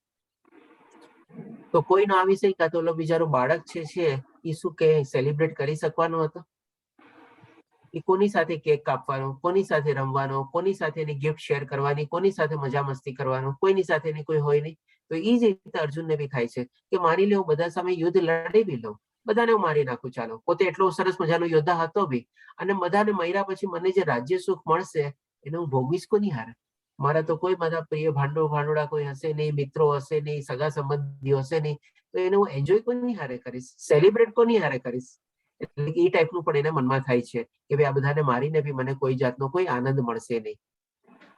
અને હજી ઓર આગળ વિચારે છે આપણે ત્રીજી પ્રક્રિયા જોઈએ આપણે 36મા શ્લોકમાં, જો અમે આવા આતતાઈઓને મારશું, મારા ખ્યાલથી ગઈકાલે કોકનો આપણે આતતાઈઓનો પ્રશ્ન હતો, તો આતતાઈ એટલે કે શું કે એવા 6 અપરાધ હોય છે કે જેને આપણે આતતાઈ કહી શકીએ છીએ. 6 અપરાધ શું છે મેઇનલી? કે ભાઈ આપણે કોઈને આપણે જે રાખવું, કોઈને આપણે ઘર બાળી નાખવું, કોઈને આપણે બહુ એવા શસ્ત્રોથી આપણે એના ઉપર જીવ લેવા હુમલો કરવો, અથવા કોઈનું પત્ની અથવા એનું આપણે અપહરણ કરવું, અથવા તો એની જમીન જાયમાન અને બધું જે છે આપણે હડપી લેવી આપણે ખોટી રીતે. આ બધા આપણા 5-6 ટાઈપના જે અપરાધ છે ને બધા આપણે આતતાઈ કહેવાય, અને આતતાઈઓને આપણે નોર્મલી મૃત્યુદંડ જ હોય છે આપણે. એટલે કે આવી રીતે અર્જુન કહે છે કે જો આપણે આવા આતતાઈઓ, કારણ કે એ લોકો સાથે આવા બધા અપરાધ થયેલા હતા. નાનપણમાં ભીમને જે રપાણું હતું, લાક્ષાગ્રહમાં મારી નાખવાની પ્રયાસ થયો હતો, એમની પત્ની સાથે અપહરણ કરવાની કોશિશ થઈ હતી, આપણે ચીરણ કરવાની કોશિશ થઈ હતી, એ લોકોનું રાજ્ય પડાવી લેવામાં આવ્યું હતું, બધું હડપી લેવામાં આવ્યું હતું. એટલે કે બધા અપરાધ એની સાથે થયેલા હતા. એટલા માટે એ કહે છે કે હવે આપણે આતતાઈઓને મારશું કે જે લોકો માટે સજા યોગ્ય હતી, તો અમે પાપમાં જ પડીશું. શું કામે? તો કે તેથી જ અમે ધૃતરાષ્ટ્રના પુત્રો અને તેમના મિત્રોને વધ કરીશું, તો તે ઉચિત થશે નહીં. હે લક્ષ્મીપતિ કૃષ્ણ, આનાથી અમને શું લાભ થવાનો છે, અને અમારા જ કુટુંબીજનોને મારીને અમે કેવી રીતે સુખી થઈ શકશું? એટલે કે એ વિચારે છે કે ભાઈ ચાલો આ આતતાઈ તો છે, બરાબર છે, મૃત્યુ સજા આપી બી દીધી, પણ અલ્ટિમેટલી છે તો મારા જ ભાઈઓ ને, છે તો મારા જ કુટુંબીજનો ને, તો એને મારીને મને શું સુખ પ્રાપ્ત થશે? જેને પહેલા બી કીધું. અને સાથે સાથે અત્યારે એડ બી કરે છે કે આપણે પોતે એમાં પાપમાં પડશું. આપણે કે ભાઈ આપણે જે એક રાજ્ય મેળવવા માટે આપણે એ લોકોને આપણા ભાઈ ભાંડોળ બધાને આપણે આપણા વંશજનોને બધા જે હતા એનો આપણે યુદ્ધ કરીને મારી નાખ્યા. તો એ જાતનું પાપ થયું. તો હવે એ ટાઈપનું પોતે સમજે છે, એટલે કે પોતાને ગિલ્ટી ફીલ માને છે, પોતાને અપરાધ માને છે, પોતાનો દોષ માને છે. એવી રીતે ભગવાન શ્રી કૃષ્ણ સામે વર્ણવે છે. આ એનું ત્રીજું આપણે કારણ હતું પાપ. અહીંયા આપણે બધામાં રેડ સિગ્નલ આપેલા છે, એટલે કેટલા માટે કહીશું કે ભગવાન શ્રી કૃષ્ણ બધા રેડ સિગ્નલ મોકલાવે છે કે મારે આ યુદ્ધ નથી લડવું એવી રીતે. હવે ચોથું કારણ જે છે એ તો આપણે બહુ સરસ રીતે પોતે કાલ્પનિક રીતે વર્ણવે છે. 39મા શ્લોકથી લઈને 45મા શ્લોકથી આખી બહુ સરસ રીતે વર્ણન કરે છે. એ બી આપણે જોઈ લઈએ સંક્ષેપમાં કે કૌટુંબિક પરંપરા. એ કહે છે કે જે લોકો પાપ કર્મોથી કુલ પરંપરાનો નાશ કરે છે અને એ રીતે અવંચિત સંતતિને જન્મ આપે છે, તેમના દુષ્કર્મોથી સર્વ પ્રકારના સામુદાયિક કાર્ય તથા પારિવારિક કલ્યાણ કાર્ય વિનિષ્ટ થઈ જાય છે. હવે આ જે આખી પ્રક્રિયા છે ને એ કાલ્પનિક પ્રક્રિયા છે. અર્જુન ત્યારે કલ્પના કરે છે, એ કેવી રીતે કલ્પના કરે છે એ બી આપણે જોઈએ, જે પોતે 39 થી લઈને 45માં શ્લોકમાં વર્ણવે છે. ત્યારે આપણે સાંભળીએ છીએ આપણે મહાભારતનું યુદ્ધ 18 અક્ષરોની સેના હતી, અને એક કેલ્ક્યુલેશન પ્રમાણે 18 અક્ષરો એટલે કે લગભગ ઇક્વલ ટુ 18 લાખ જેવું થાય. આપણે 18 લાખમાં આપણે સૈનિકો આવી ગયા, હાથીઓ આવી ગયા, ઘોડા આવી ગયા, બધા આવી ગયા. હવે આ રીતે ત્યારે 18 લાખ જેવું અને ઘણું બધું મોટી માત્રામાં પોપ્યુલેશનની થઈ ગયું. આપણે હવે ત્યાં જે બધા લડવા આવ્યા હતા એ બધા મેલ મેમ્બર હતા, એટલે કે પુરુષ હતા બધા, કોઈ સ્ત્રી કે કોઈ બાળકો કે વયોવૃદ્ધ લડવા નહોતા આવ્યા. હવે માની લો એ જે બધા જે પુરુષો લડવા આવ્યા હતા, અને એ પુરુષો જો બધા આ રણભૂમિમાં માર્યા જાય તો એના ઘરમાં જે એના ફેમિલી મેમ્બર્સ છે, એના પુત્રો પુત્રીઓ છે, ભાઈ બહેનો છે, વયોવૃદ્ધ માતા પિતા છે, પત્નીઓ છે, એ બધાનું ભરણ પોષણ કોણ કરે? એ લોકોની કાળજી કોણ રાખે? એ લોકોની સાર સંભાળ કોણ રાખે? અને એવી રીતે માની લો એ લોકોની કાળજી રાખવા વાળું કોઈ ન હોય તો જે પ્રમાણે અર્જુન વર્ણવે છે કે ભાઈ શું કે છે કે ભાઈ કુલ પરંપરાનો નાશ થાય છે, એક તો એ કે છે. અને એ રીતે અવંચિત સંતતિ કેવી રીતે થાય કે ભાઈ માની લો હવે એ લોકોનું ભરણ પોષણ ને બધું તો કરવાનું જ છે, તો માની લો કોઈ આવીને ઘરમાં જે સ્ત્રીઓ હોય એનો ગેરલાભ ઉઠાવે, અથવા તો સ્ત્રીઓ કોઈક એવી પ્રવૃત્તિઓમાં ઇન્વોલ્વ થાય કે જેથી કરીને કંઈક ને કંઈક કરીને એ લોકો, આપ સમજી શકો છો કે ભાઈ કેવી રીતે, કે જેથી કરીને પોતાનું ફેમિલીનું ગુજરાન ચલાવે. અને કે એવી પ્રવૃત્તિમાં જો એ લોકો ઇન્વોલ્વ થઈ ગયા હોય, બધાને મ્યુટ કરું છું ફરી. અને એવી રીતે પ્રવૃત્તિઓમાં જો કોઈ સ્ત્રીઓ પ્રવૃત્ત થઈ ગઈ હોય તો એનાથી જે સંતતિ થાય એ પણ આપણે શું અવંચિત સંતતિ થાય. અને ઘરમાં જે બાળકો હોય એમાં પણ જો માતા પિતાને બધા ન હોય તો એ બધા બાળકોને પણ સંસ્કાર કોણ આપે પછી? એટલે કે એ લોકો પણ આપણે સરસ મજાના સંસ્કારથી કેળવાય નહીં, અને પ્લસ ઉપરાંત આવી અવંચિત સંતતિ ઉત્પન્ન થાય. એટલે કે વધારે ને વધારે આપણે અસંસ્કારી આપણે પ્રજાની ઉત્પત્તિમાં વધારો થાય. એ રીતે કે છે કે અવંચિત સંતતિ ઉત્પન્ન થાય. અને હજી હવે આગળ કે છે કે તેમના દુષ્કર્મોથી સર્વ પ્રકારના સામુદાયિક કાર્ય તથા પારિવારિક કલ્યાણ કાર્ય વિનિષ્ટ થઈ જાય. હવે ક્યાં કલ્યાણ કાર્યને બધા વિનિષ્ટ થઈ જાય? માની લો હવે આવી વંચિત પ્રજા ઉત્પન્ન થાય તો જે આપણા પિતૃને બધાને જે આપણે પિંડદાન ને બધું કરીએ છીએ એ પણ અર્જુન સરસ રીતે વર્ણવે છે એમાં, કે એ બધું પિંડદાન કોણ કરશે? અને જો આપણા પૂર્વજોને બધું પિંડદાન ને બધું નહીં થાય તો એ લોકોની પણ દુર્ગતિ થશે. એટલે કે આવી રીતે એક આખું કાલ્પનિક આપણે છે ને સિનેરિયો ઉભો કરે છે અર્જુન, અને એ રીતે ભગવાન શ્રી કૃષ્ણને સમજાવવાની એ પોતે કોશિશ કરે છે. એટલે કે કૌટુંબિક પરંપરાઓનો આખો મુદ્દો એ સામે લઈને આવે છે કે જો આપણે આ લોકો બધાને આપણે મારી દેશું તો આવી રીતે બધી આવી અનિષ્ટ આપણે સિચ્યુએશન ને બધી સર્કમસ્ટાન્સીસ ક્રિએટ થઈ શકે છે. એટલે કે આપણે 4 મેઇન આપણે અર્જુનના પ્રશ્ન હતા. સૌ પ્રથમ કરુણા અને દયા જાગે છે એના મનમાં. પછી બીજું આપણને લાગે છે કે મને કોઈ લાભ નહીં મળે, મને કોઈ આનંદ નહીં મળે. ત્રીજું એને લાગે છે કે હું પાપ કરવા જઈ રહ્યો છું. અને ચોથું કે ભાઈ જો બધાને મારું તો આવી મોટી કૌટુંબિક પરંપરાઓ ઊભી થઈ શકે છે કદાચ. એવી રીતે 4 પ્રશ્નો હતા મેઇન. હવે આ 4 પ્રશ્નોના દ્વારા આપણે જોઈએ છીએ કે ભાઈ અર્જુન જે છે કન્ફ્યુઝનમાં પડી જાય છે, અથવા એને દુવિધા થઈ જાય છે, અને પોતે રથના આપણે છેલ્લા પૈયે બેસી જાય છે. જે આપણે 4 કારણો જોયા, અને 4 કારણોના કારણે પોતે નિર્ણય નથી લઈ શકતો કે મારે યુદ્ધ કરવું કે ન કરવું, અને કરવું તો શું કામે કરવું. અને એ રીતે પોતે રથના છેલ્લા પાટલે બેસી જાય છે. એના હાથમાંથી ગાંડીવ સરકી જાય છે, પોતે કાંપવા માંડે છે, ધ્રુજવા માંડે છે, એની ચામડી બળવા માંડે છે, આંખમાંથી અશ્રુ વહેવા માંડે છે, અને કાયા પણ એની બળવા માંડે છે. આવી રીતે આપણે સરસ મજાનું એમાં વર્ણન સાંભળેલું છે અર્જુનના મુખેથી જ આપણે અલગ અલગ શ્લોકોમાં. તો આવી રીતે આપણે અર્જુનની પરિસ્થિતિ હતી. હવે તમે વિચારો કે 3 જણની આપણે પરિસ્થિતિ આપણે જોઈ, ધૃતરાષ્ટ્રની જોઈ, દુર્યોધનની જોઈ અને અર્જુનની જોઈ આપણે. હવે આપણે આગળ વધશું. હવે આ બધું થઈ જાય છે એટલે કે પછી યુદ્ધ તો થવાનું જ હતું. હવે આપણે આના પછીની સ્લાઇડમાં જોશું કે ભાઈ યુદ્ધ થઈ જાય છે અને પાંડવો વિજયી થાય છે. પણ એના શું મેઇન કારણ હતા ને એ આ અધ્યાયમાંથી આપણે ટાંકવેલા છે. આપણે 9 કારણ તરીકે આપણે જાણશું. તો આપની સમક્ષ અત્યારે બધા એક એક કારણ કરીને આવી જશે અહીંયા. સૌ પ્રથમ આપણે શું છે ધર્મક્ષેત્ર આવે છે કે ડેફિનેટલી આપણે પવિત્ર જગ્યા હતી આપણે, અને એ માટે ધર્મ અને અધર્મની વચ્ચે યુદ્ધ થવાનું હતું એટલે આપણે ધર્મક્ષેત્ર જાણીએ છીએ. દૈવી રથ એટલે કે આ જે રથ હતો એ આપણે ઇન્દ્ર ભગવાનની દેન હતી અર્જુનને આપણે, અને એ વરદાન રૂપે એમણે પ્રાપ્ત કરેલો હતો. અને આ રથના હિસાબે બી આપણે આ ઇન્દ્ર આપણે અગ્નિદેવ ભગવાનની દેવ હતી, એના હાથમાં જે ગાંડીવ છે આપણે ઇન્દ્ર ભગવાનનું હતું. એટલે કે આ જે દૈવી રથ છે જેના જે 4 ઘોડા જે છે આપણે, એ 4 ઘોડા પણ દૈવી ઘોડા હતા બધા. અને આપણે કહી શકીએ કે ભાઈ ગમે તે દિશાએ ગમે તે સ્પીડમાં આપણે એ રથ આપણે જઈ શકીએ એમ હતો આપણે. એટલે કે આજની તારીખમાં આપણે કહી શકીએ ને કે કોઈ મોટી મોટી જે મિસાઇલ લોન્ચર ને બધું હોય છે ને, કેટલી ફટાફટ સ્પીડમાં ગમે તે દિશાએ જઈ શકે છે, ગમે તેવો વિનાશ નોતરી શકે છે, એવી ટાઈપથી આપણે લઈ શકીએ આપણે. પછી કપિધ્વજા એટલે કે આપણે અહીંયા ધ્વજ તમે જોઈ શકો છો, આપણે હનુમાનજીનો ફોટો છે આપણે, અને હનુમાનજી પણ ભગવાન શ્રી રામના બહુ મોટા ભક્ત હતા, અને ભગવાન શ્રી રામ બી આપણે ભગવાન કૃષ્ણના જ આપણે અવતાર હતા. તો એમણે પણ આપણે ધર્મ અને અધર્મની લડાઈમાં ભગવાન શ્રી રામને સહાયતા કરેલી હતી, અને એ રીતે આપણે અધર્મનો નાશ થાય છે, રાવણનો નાશ થાય છે. તો એમના આશીર્વાદ રૂપે આપણે હનુમાનજીનો આપણે ધ્વજા રાખેલી છે આપણે. તો એ પણ એક આશીર્વાદ રૂપ હતા, કારણ કે અત્યારે અર્જુન બી ધર્મયુદ્ધ લડી રહ્યો હતો, અને એ પ્રમાણે એની કૃપા પ્રાપ્ત થાય છે. પછી શંખનાદ આપણે ઓલરેડી સરસ રીતે સમજી ગયા કે કેવી રીતે શંખનાદ થાય છે. અને ગાંડીવ એટલે કે આપણે અર્જુનના હાથમાં જે ગાંડીવ હતું એ પણ આપણે ઇન્દ્ર ભગવાનનું એમને પ્રાપ્ત થયેલું હતું વરદાન રૂપે, અને એની પાસે ઘણા બધા એવા શસ્ત્રો હતા જે દિવ્યાસ્ત્રો હતા. હાલાકી દિવ્યાસ્ત્રો બધા યુઝ નથી થતા, પણ ઇન્ક્લુડિંગ પશુપતિસ્ત્ર અને સાથે બ્રહ્માસ્ત્ર અને બધા અસ્ત્રો અર્જુન પાસે હતા, અને એક મોટો મહાન યોદ્ધા હતો. પછી આપણે ત્યક્ત જીવિતા એટલે કે ત્યક્ત જીવિતા એટલે કે શું, બહુ નાનું કારણ છે આપણે કે ભાઈ નોર્મલી આપણે શું ઘણી વાર આપણા મોઢામાંથી ન ચાહતા હોઈએ પણ નીકળી જાય આપણે. જેમ કે 9મા શ્લોકમાં દુર્યોધન બોલે છે કે આ બધા યોદ્ધાઓ મારી માટે મરવા માટે રેડી છે, પોતાની જાન ન્યોછાવર કરવા રેડી છે. અરે ભાઈ બધા મરી જશે, એ લોકોની જાન વહી જશે તો જીતીશ ક્યાંથી? પણ શું આપણે એવી ઘણી વાર બોલીએ છીએ. જેમ કે નાનકડો દાખલો લઈએ, જેમ માની લો નાનો બાળક એની મમ્મીને કહે કે મમ્મી હું પાર્કમાં રમવા જાઉં છું. મમ્મી શું કે, હા બેટા આરામથી રમજે, પણ સાથે સાથે શું કે, પડતો નહીં, હાથ પગ નહીં તોડતો, લોહી નહીં કાઢતો. આવું બધું બોલવાની શું જરૂર છે? અને અચૂક ક્યારેક કેવું જ થાય, પછી ઓલી કે મેં તને કીધું તું ને, તે કીધું તું એટલે તો થયું એવી રીતે.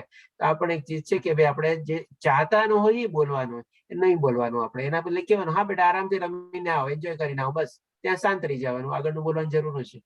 એટલે કે પણ ઈચ્છા આપણે ત્યક્ત જીવિતા. પછી મોક્ષદા એકાદશી એટલે કે એ દિવસે બહુ પવિત્ર દિવસ હતો મોક્ષદા એકાદશી, અને એ દિવસે જ આપણે ભગવદ ગીતા ઉદ્ભવી હતી, એટલે આપણે એને આપણે ગીતા જયંતિ તરીકે બી આપણે મોક્ષદા એકાદશીને આપણે સેલિબ્રેટ કરીએ છીએ આપણે.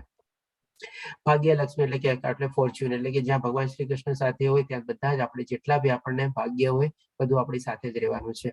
અને જ્યાં લાસ્ટમાં આપણે ઋષિકેશ એટલે કે ભગવાન શ્રી કૃષ્ણ જ્યાં પોતે જ છે ત્યાં જ આપણે વિજય છે. અને એ જ આપણે સરસ રીતે આપણે 18 અધ્યાયમાં જયારે સંજય કહેશે કે આ શ્રી છે, શ્રી એટલે કે ભાગ્યલક્ષ્મી, વિજય અને બધું ત્યાં જ છે જ્યાં અર્જુન અને ભગવાન શ્રી કૃષ્ણ છે ત્યાં. આ રીતે આપણે 9 કારણ હતા આપણે કે જેથી કરીને આપણે પાંડવોની વિજય થાય છે. આપણે આ સંક્ષિપ્તમાં આજે આપણે પહેલો અધ્યાય કમ્પ્લીટ કર્યો. પાંચકલ્પતરુવયસ્ય કૃપા સિંધુભ્યશ્ચ પતિતાનાં પાવનેભ્યો નમો નમઃ. હરે કૃષ્ણ કૃષ્ણ કૃષ્ણ હરે હરે, હરે રામ રામ રામ હરે હરે. શ્રીલ પ્રભુપાદની જય. રાધા. તો જો હવે કોઈ પ્રશ્ન હોય તો આપણે પ્રશ્ન બી લઈ શકીએ છીએ આપણે. હરે કૃષ્ણ.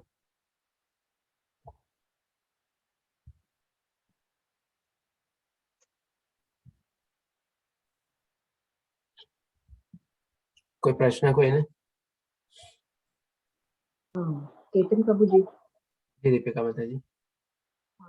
પણ ઈ સભામાં તો ભીષ્મ પિતામહ બી હતા, તો ઈ બી કઈ એ તો મોટા હતા, જ્ઞાની હતા, તો એમણે પણ કઈ બોલ્યું નહીં, એટલે કોઈનો પક્ષપાત લઈ કર્યો નહીં. તો એનું શું કારણ હોય શકે? માતાજી આપનો પ્રશ્ન બરોબર છે. એમાં ભીષ્મ પિતાજી બી હાજર હતા અને પણ આપના કહેવા પ્રમાણે પણ સૌથી વધારે જ્ઞાની હતા. પણ હવે એવું છે ને કે ભાઈ આપણે જયારે એ આખી ઘટનાને જો આપણે ડીપમાં વાંચશું અને સ્ટડી કરશું ને ત્યારે આપણને છે ને સમજાશે કે ભાઈ આખું એક છે ને કાવતરું રચાયેલું હતું. અને એમાં ભીષ્મ પિતા સૌથી પહેલા તો છે ને યુધિષ્ઠિરને ટ્રેપ કરવામાં આવેલા હતા, એને ફસાવવામાં આવેલા હતા. અને એ રીતે આપણે જયારે તમે ભાગવતમાં બધો આખો પ્રસંગ બહુ સરસ રીતે વર્ણવેલો છે એ વાંચશો તો ત્યારે તમારા પોતાના આંખમાંથી છે ને અશ્રુ નીકળી જશે કે આવી રીતે આટલા સરસ માણસને આવી રીતે ટ્રેપ કરેલો અને આવી રીતે ફસાવવામાં આવેલો અને એ બધું થયું. અને હવે ચાલો એ તો યુધિષ્ઠિરનો હતો, પણ આપનો પ્રશ્ન છે મેઇન ભીષ્મ પિતામહનો. તો ભીષ્મ પિતામહની પણ પોઝિશન છે ને એના કરતા પણ વધારે વિચલિત હતી આપણે કે ભાઈ ઈ પોતે તો હતા બરાબર છે, કુરુ પરિવારના જ્યેષ્ઠ હતા, બધું હતું, પણ ઈ છે ને રાજનીતિ સાથે બંધાયેલા હતા આપણે. અને રાજનીતિ એટલે ઈ લોકોમાં ત્યારે શું છે, ક્ષત્રિય ધર્મ જયારે હોય ને ત્યારે એ લોકોને રાજધર્મ વધારે એ લોકોનો ઇમ્પોર્ટન્ટ થઈ જાય છે. એટલે કે ત્યારે એનો સ્વધર્મ વધારે આવી જાય છે.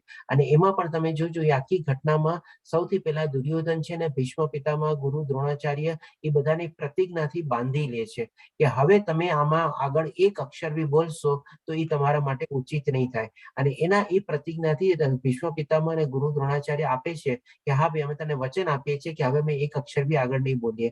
અને ત્યાર પછી આ બધી યુદ્ધ ક્રિયા છે ને બધી આગળ વધે છે. તો એ આખી પહેલેથી લઈને છેલ્લે સિક્વન્સ તમે જોશો ને ત્યારે તમને આવા ખબર પડશે. કેમ કે એ બધા ટાઈમમાં શું છે, બધા પોતાના એથિક્સ, પોતાના વેલ્યુઝ ને વધારે બહુ મહત્વ આપતા, પોતાના વચનને, પોતાની પ્રતિજ્ઞાને બધાને બહુ મહત્વ આપતા, અને એ જ એ લોકોનો ધર્મ માનતા આપણે. અને એટલા માટે એ લોકો એને અડગ રહેતા, એના દ્રઢ રહેતા કે ના ભાઈ મેં તો આ વચન આપેલું છે, પ્રતિજ્ઞા લીધેલી છે, તો એનાથી હું ન થઈ શકું. તો એના માટે છે ને ભીષ્મ પિતામહ બધા છે ને લોકો આપણે બધા ટ્રેપ થયેલા હતા. એટલા માટે એ લોકો કંઈ કરી નથી શકતા. આપણે ખાલી ઓલી બી.આર. ચોપડાની સિરિયલમાં થોડું ઘણું ઉપર છેલ્લું ને બધું જાણીએ છીએ, પણ જ્યારે તમે ડિટેલમાં ભાગવતમાં વાંચશો ને ત્યારે તમને એકદમ રિયલ સેન્સમાં તમને ખબર પડશે. અને તમે પોતાની જાતની સિચ્યુએશનમાં મૂકીને વિચારશો ને એક એક માણસની જગ્યાએ, ત્યારે આપણને લાગશે કે આવી રીતે આ લોકો બધાને ટ્રેપ કર્યા હતા, આવી રીતે બધાને ફસાવ્યા હતા, આવી રીતે બધાની પાસેથી ખોટા વચનો લીધા, આવી રીતે ખોટી પ્રતિજ્ઞાઓ લીધી અને એનો ફાયદો ઉઠાવ્યો, એનો ગેરલાભ ઉઠાવ્યો. એટલે કે એ રીતે પ્રમાણે આખી સિચ્યુએશન હતી ત્યારે. માતાજી હરે કૃષ્ણ. માતાજી આઈ હોપ આપને ક્લિયર થયું હશે. Thank you. ધન્યવાદ માતાજી. બીજા કોઈ પ્રશ્ન?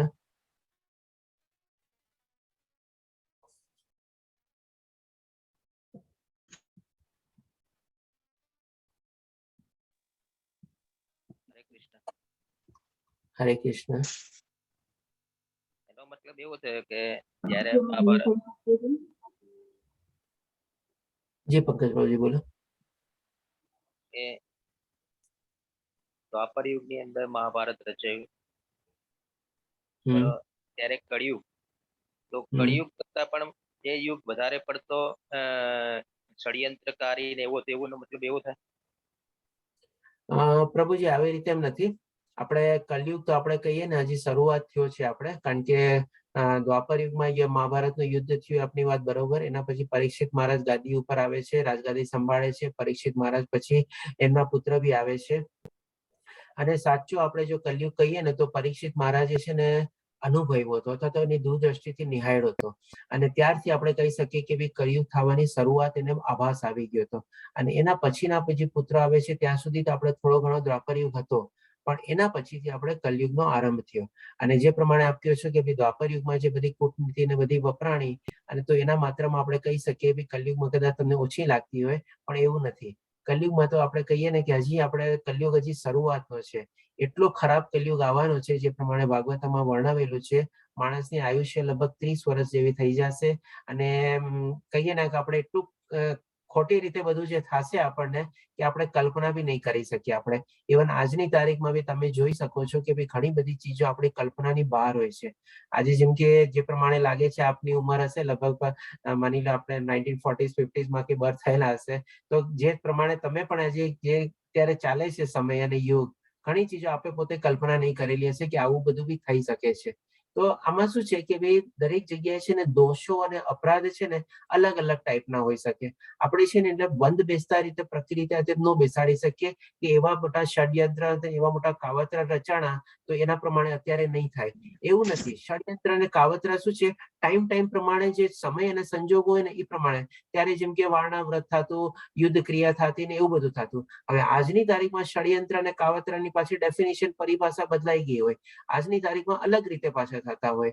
આજે તમે જોશો તો જેમ આપણે એક એક્ઝામ્પલ લઈ લીધું હતું કે બે રાષ્ટ્રો વચ્ચે કેવા મોટા બધા યુદ્ધ ને બધું જે થતું હોય છે, ઘણી વાર આપણને ખબર ન પડે કે ભાઈ આજે એનામાંથી જ અલગ નીકળેલો એના શું કામ યુદ્ધ થતું હશે.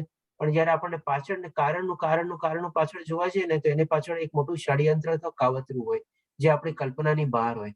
એટલે કે આવા બધા ષડયંત્ર અને કાવતરા આજની તારીખમાં કલયુગમાં બી થવાના છે, એનાથી બી ભયંકર થવાના છે, અને કદાચ આપણી કલ્પનાની બહાર બી હશે. એટલા માટે આપણને એમ લાગે કે અત્યારે શું છે, આપણે ઈ સિચ્યુએશન અને આજની સિચ્યુએશન ખાલી કમ્પેર કરીએ છીએ, અને એટલું બધું આપણી માઇન્ડમાં બધું સમાતું નથી આપણે કે ભાઈ જે આગળ શું થવાનું છે. એટલે આપણે કહીએ છીએ કે ભાઈ એના કરતા તો એ કાવતરું ઓર ખરાબ હતું આજના કરતા, પણ એવું નથી. આજના કરતા ઓર એના કરતા ભયાનક કાવતરા ને બધા સર્જાય છે. આપણે આ રીતે આપણે લેવાનું છે. એ સમયમાં ભગવદ ગીતા અને શ્રીઓ પ્રસ્તુત થઈ જશે. શું પ્રભુજી શું કહે છે? કે એવા મોટા મોટા ષડયંત્રો થાય, મનુષ્યનું લાઈફ 30 વર્ષની થઈ જાય, બરોબર. તો એ સમયમાં ભગવદ્ ગીતા જે છે, ભગવદ્ ગીતાના કે જે આપણા જે સંસ્કારો જે એ બધા અપ્રસ્તુત થઈ જશે, કે ધીરે ધીરે લુપ્ત થઈ જશે. હા પ્રભુજી, આ પ્રશ્ન બી આપનો બહુ સારો છે, અને આમાં છે ને એકચ્યુઅલી ગેસ છે આપનું, લુપ્ત ક્યારેય થવાનું નથી. આપણે ચોથા અધ્યાય સુધી તમે રાહ જુઓ, ભગવાન શ્રી કૃષ્ણ પોતે આપણને કહે છે કે જ્યારે જ્યારે ધર્મની અથવા અધર્મની જ્ઞાની થાય છે અને ધર્મનો નાશ થવા અથવા ધર્મ ઓછી ઓલામાં આવી જાય છે, ત્યારે પોતે પ્રગટ થાય છે અને અવતરિત થાય છે. ઇવન આપણે કલયુગમાં બી અત્યારે જોઈએ આપણે તો ઓલરેડી ચૈતન્ય મહાપ્રભુજી તો 500 વર્ષ પહેલા પ્રગટ થઈ ગયા ને એકવાર. તો એવું ક્યારેય નથી કે તમારે ધર્મ ઉપર અધર્મનું વર્ચસ્વ પૂરેપૂરું જામી જશે અને એ પ્રમાણે ધર્મ નાશ થઈ જશે અથવા ખતમ થઈ જશે અને અધર્મ જ પોતાને ધર્મ માનવા માંડશે, એવું ક્યારેય નહીં થાય. કારણ કે ભગવાન શ્રી કૃષ્ણ પોતે પ્રોમિસ આપેલી છે, જે આપણે ચોથા અધ્યાયમાં બી જોશું આપણે. એટલે એવું ક્યારેય નહીં થાય. હા, કેટલી હદે થશે અને કેટલું ખરાબ પરિણામ આવશે એ આપણી કલ્પનાની બહાર છે આપણે, અને ક્યારેય અવતરિત થશે અને પ્રગટ થશે એ પણ આપણી કલ્પનાની બહાર છે. પણ એવું ક્યારેય નહીં થાય કે અધર્મ પૂરેપૂરો થઈ જશે. હરે કૃષ્ણ. બીજો કોઈ પ્રશ્ન? અને હા, એક આપણે જાહેરાત છે આપણે, અને ડેફિનેટલી તેજસ પ્રભુજી ગ્રુપમાં બી મૂકી દેશે. કાલે આપણે બીજો અધ્યાય જે છે આપણે ગીતા સારાંશ અધ્યાય, થોડોક મોટો અધ્યાય છે, 72 શ્લોક છે આપણે. તો આપણે જે શ્લોકા પઠન 5:30 શરૂ કરીએ છીએ એની બદલે આપણે 5:15 શરૂ કરશું. તો જે શ્લોકા પઠનમાં ઇન્ટરેસ્ટ હોય એ પ્રમાણે 5:15 જોડાઈ જજો. અને જેવા શ્લોકા પઠન કમ્પ્લીટ થશે, 72 શ્લોકનું પઠન થઈ જશે, પછી તરત આપણે ક્લાસ શરૂ કરી દેશું. એટલે કે કદાચ હોઈ શકે 5-10 મિનિટ વહેલો બી ક્લાસ શરૂ થઈ જાય જો શ્લોકા પઠન કમ્પ્લીટ થઈ ગયું હશે તો. કારણ કે કાલે ઘણા બધા ઇમ્પોર્ટન્ટ શ્લોકા છે અને ઘણી બધી સ્લાઇડ્સ આપણે કવર કરવાની છે. તો જે પ્રમાણે થાય એટલું આપણે પ્રયત્ન કરશું કે ભાઈ ટાઈમમાં કમ્પ્લીટ કરીએ. તો આપ સૌને વિનંતી કે થોડું ઘણું વહેલું જોડાઈ જાજો. હરે કૃષ્ણ. પ્રભુજી, આપનો બેકગ્રાઉન્ડ અવાજ બહુ આવે છે, સંભળાતું નથી કે? હેલો. હા શિવ પ્રભુજી બોલો. હેલો. હા પ્રભુજી બોલો. હરે કૃષ્ણ. હરે કૃષ્ણ. આજે અત્યારે માણસ સંસારમાં રહીને અમુક પ્રશ્નો તો જે એના જીવનમાં કાયમ રહેવાના. તમે જે બતાવી જે ચિંતા છે, અમુક જે દુષ્કર્મો છે કે જે લોકો દ્વારા થશે કાં તો એના પોતાનાથી થશે, તે માણસને બચવા માટે કે એનાથી થોડુંક દૂર રહી શકે, એમાં કયા એક કાર્યથી રચો પચો રહે અને કયા વિચારોની સાથે રાખે તો એમાં થોડો એ સુખી રહી શકે, કહેવાનો મતલબ. ઓકે, ધન્યવાદ પ્રભુજી. આપનો પ્રશ્ન અત્યારે બહુ વહેલો છે. આ પ્રશ્ન આપ 18 અધ્યાય સુધી બનેલા રહ્યો, આપના પ્રશ્નનો બધો જવાબ મળી જશે. પણ સંક્ષિપ્તમાં ખાલી અત્યારે આપને એટલું કહી દઉં કે આપણે જે પ્રમાણે કીધું ને કે ભાઈ ડેફિનેટલી સ્ટ્રેસ, ટેન્શન, ડિપ્રેશન આજના કળિયુગમાં એક આપણી પાર્ટ ઓફ લાઈફ થઈ ગયું છે. આપણે હવે એમાં શું છે કે ભાઈ આપણે પોતાને બચાવવા કરતા છે ને આપણા પોતાના અંદર છે ને એવા ગુણોનું નિરૂપણ કરવાનું છે કે જેથી કરીને આપણે છે ને પોતે ઓટોમેટિકલી આપણે અલિપ્ત થઈ જાય એ બધી ચીજોથી. બચાવવાનો પ્રશ્ન તો પછીથી આવે છે, પણ જો આપણે ઓલરેડી વિખૂટા પડી ગયા હોય એ બધી ચીજોથી, આપણે પોતે અલિપ્ત થઈ ગયા હોય, આપણે પોતે અલગ થઈ ગયા હોય, તો પછી છે ને ઘણી બધી એવી જે વણમાયગી તકલીફો હોય છે ને જે આપણને સતાવ્યા કરે છે અને જે હજી આવવાની નથી. જેમ અહીંયા જ આપણે એક્ઝામ્પલ લઈએ, અર્જુને કૌટુંબિક પરંપરાઓનો દાખલો આપ્યો. હવે એ સિચ્યુએશન ત્યારે તો ક્રિએટ નથી થઈ હજી, તેમ છતાં પણ એ શું કામ એ ભગવાન શ્રી કૃષ્ણને બધું વર્ણવે છે. તો એવી જ પરિસ્થિતિ આપણે બી અત્યારે છે. ઘણી સિચ્યુએશન ને પરિસ્થિતિ છે ને હજી આપણી સામે ક્રિએટ નથી થઈ ને, તેમ છતાં બી આપણું મન એના તરફ આકર્ષાય છે. આમ થઈ જશે તો, એમ થઈ જશે તો, ઓલો આમ કરી લેશે તો, આ ઓલો આમ કરી લેશે તો. એટલે આવી અણમાયગી પરિસ્થિતિ આપણે શું કામે કેળવવી જોઈએ? એટલે કે એના માટે શું છે, આપણું મનને છે ને આપણે કાબુમાં રાખવાનું છે, મનને આપણે કંટ્રોલમાં રાખવાનું છે. અને મનને કંટ્રોલમાં જયારે રાખશું ને ત્યારે છે ને આવા બધા જે વિચારો છે ને એ જ આપણા મનમાં આવવાના ઓછા થઈ જશે. અને એ જયારે ઓછા થઈ જશે ને ત્યારે તમે પોતે જ અનુભવશો કે ભાઈ મારા કેટલા બધા સ્ટ્રેસ, ટેન્શન તો ખોટે ખોટા લેતો હતો ને બધા ઓટોમેટિકલી વહ્યા ગયા, મને કઈ ખબર નથી પડી. હરે કૃષ્ણ પ્રભુજી. તેમ છતાં બી બને રહ્યા આપના પ્રશ્નનો ઓર સરસ રીતે ઓર જવાબ મળશે આપણને. ધન્યવાદ. હરે કૃષ્ણ પ્રભુજી. બીજા કોઈ પ્રશ્ન? ઓકે, ચાલો બીજા કોઈ પ્રશ્ન હોય તો કાલે આપણે મળશું. હરે કૃષ્ણ સર્વેને. કાલે આપણે થોડા વહેલા જોડાવાની વિનંતી આપ સર્વેને. હરે કૃષ્ણ. હરે કૃષ્ણ. હરે કૃષ્ણ હરે કૃષ્ણ હરે કૃષ્ણ હરે કૃષ્ણ.